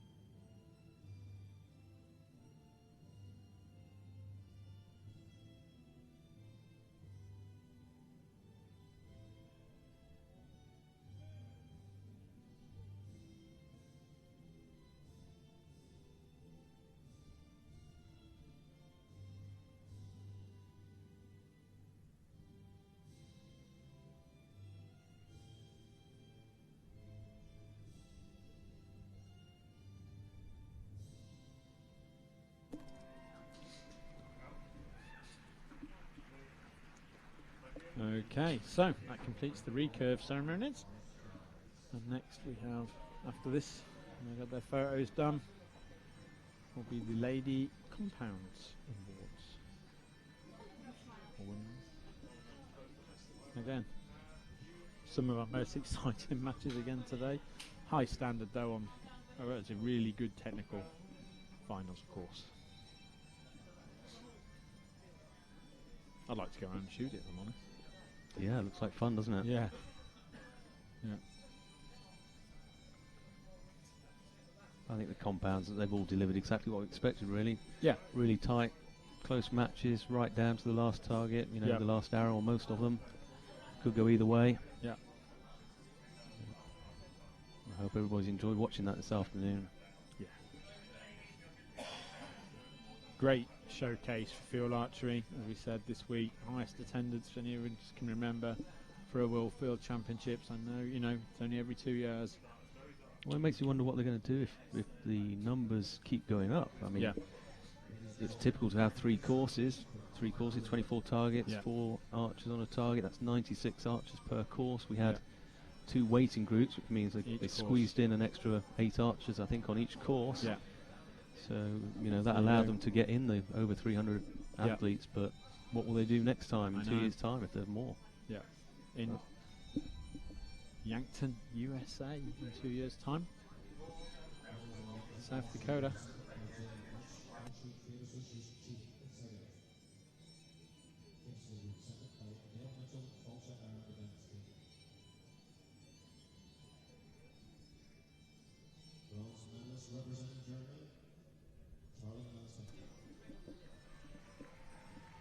Apologies. Italy, then Yankton. So, be Italy in 2 years' time. That'd be good.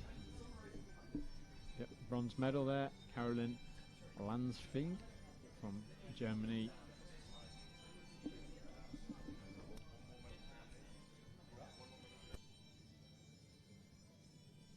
Silver medalist representing Mexico, Linda Joe Anderson.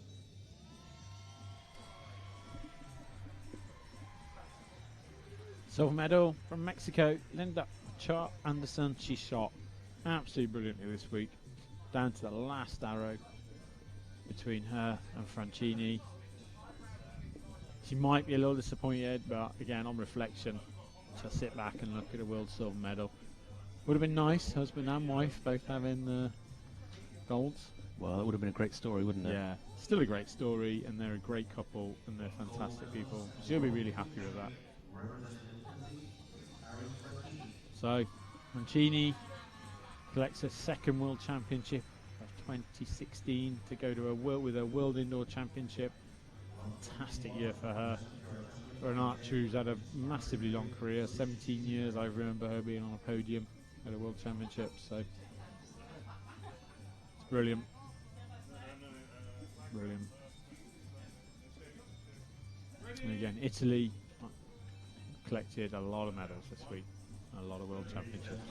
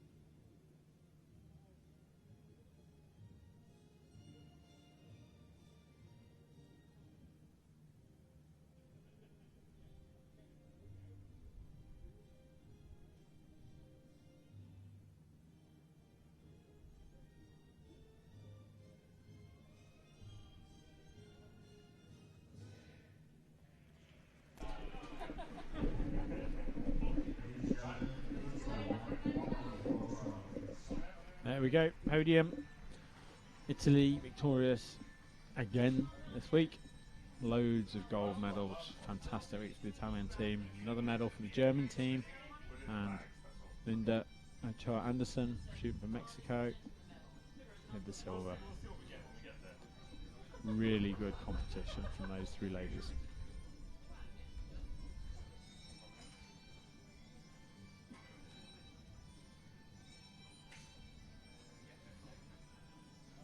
So, next ceremony is for the compound men, which was a few mistakes. Yeah, well, uncharacteristic mistakes, I think, from all of them. I don't think anybody... Did any of them start with a 6 on the first target? Just Hansen. Hansen did, Hansen. But wasn't enough. He made a mistake later on. But yeah.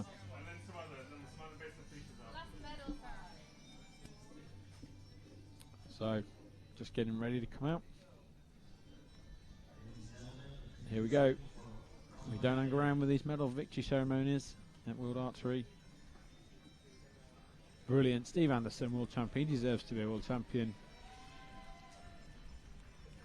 He's a good spokesman for the sport.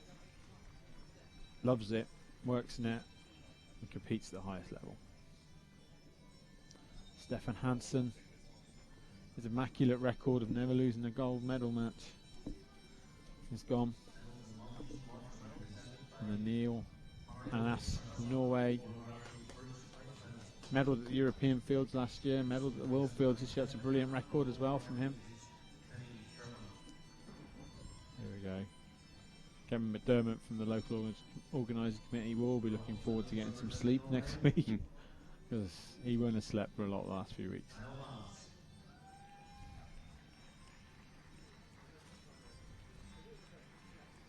There we go.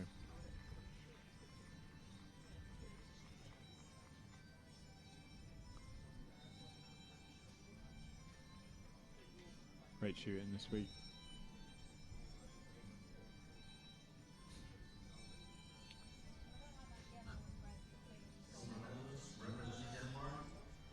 Stefan Hansen in his first World Field Championships. He'll be as I said, he'll be disappointed, but on reflection, another medal. He'll be pleased. I don't think you can be too disappointed, can you, in the first World Championship, World Field Championships with a silver medal? No. No. Right now he's disappointed, but again, it's another medal.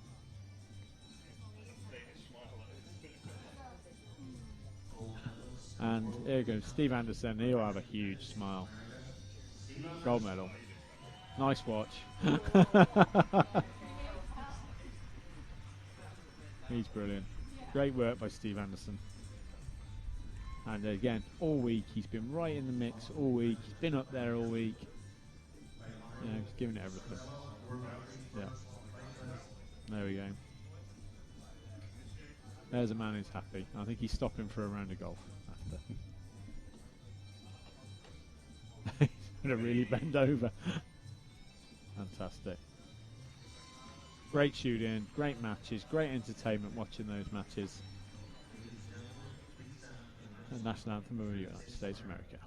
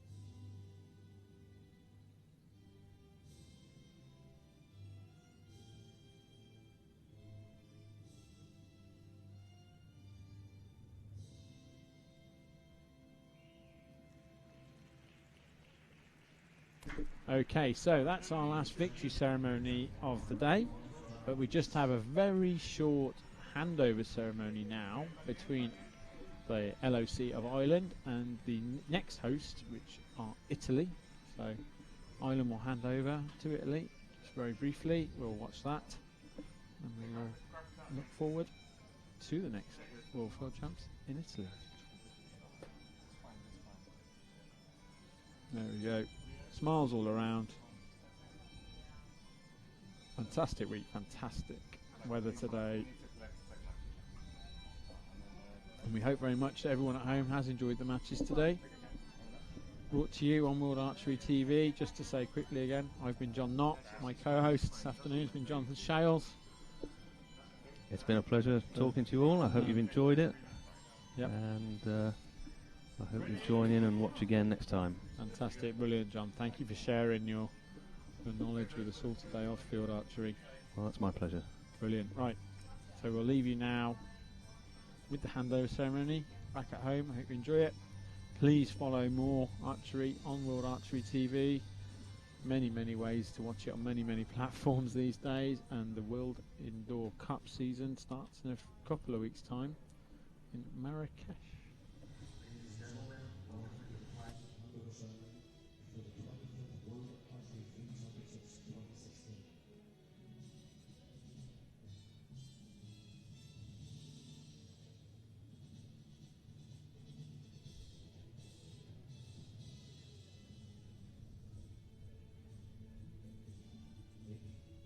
Ladies and gentlemen, please stand for the national anthem and lowering of the flag of Ireland.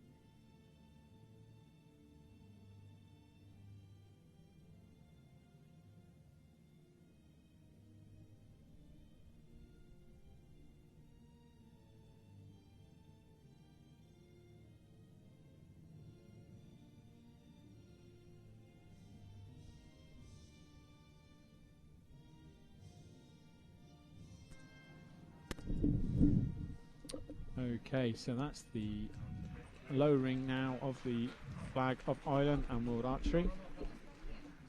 And Mr. Kevin McDermott will now be handed the flags from the local organising committee.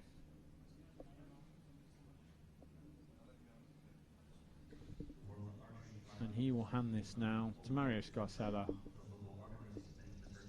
first World Archery Vice President. And Mr. Scarcella will now hand the flag to Stefano Tombasi, the Fita Artico Executive Board Member, representing the hosts of the next World Field Archery Championship in Italy. And we will now play the Italian anthem in honour of this.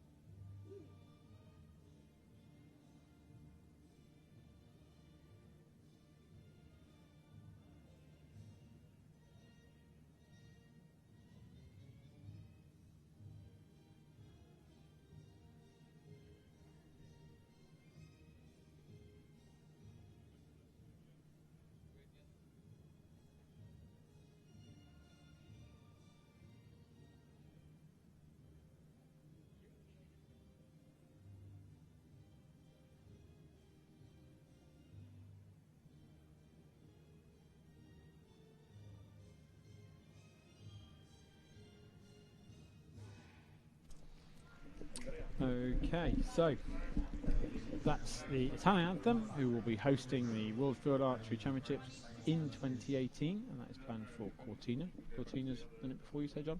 Yeah, Cortina's quite a well-known skiing village up in the mountains. Fantastic. So you could expect some great scenery and great potential for courses if it's you know, anywhere like it was back in 2000 when they held it. Thank you, Ryan. That's good. Excellent. So now just a quick gift from World Archery to the local organising committee, which is a set of championship medals and a little plaque and recognition of the fantastic weather. It's a beautiful thing to have an office somewhere, isn't it? Well, it's a lovely piece of memorabilia for the office or the archery headquarters. I mean, that looks beautiful, doesn't it? Yeah. And when you look at that, you will remember all this hard work has been worth it. Of the 25th World Archery Field Championships 2016 in Dublin, Ireland. So one more time, just a little note here.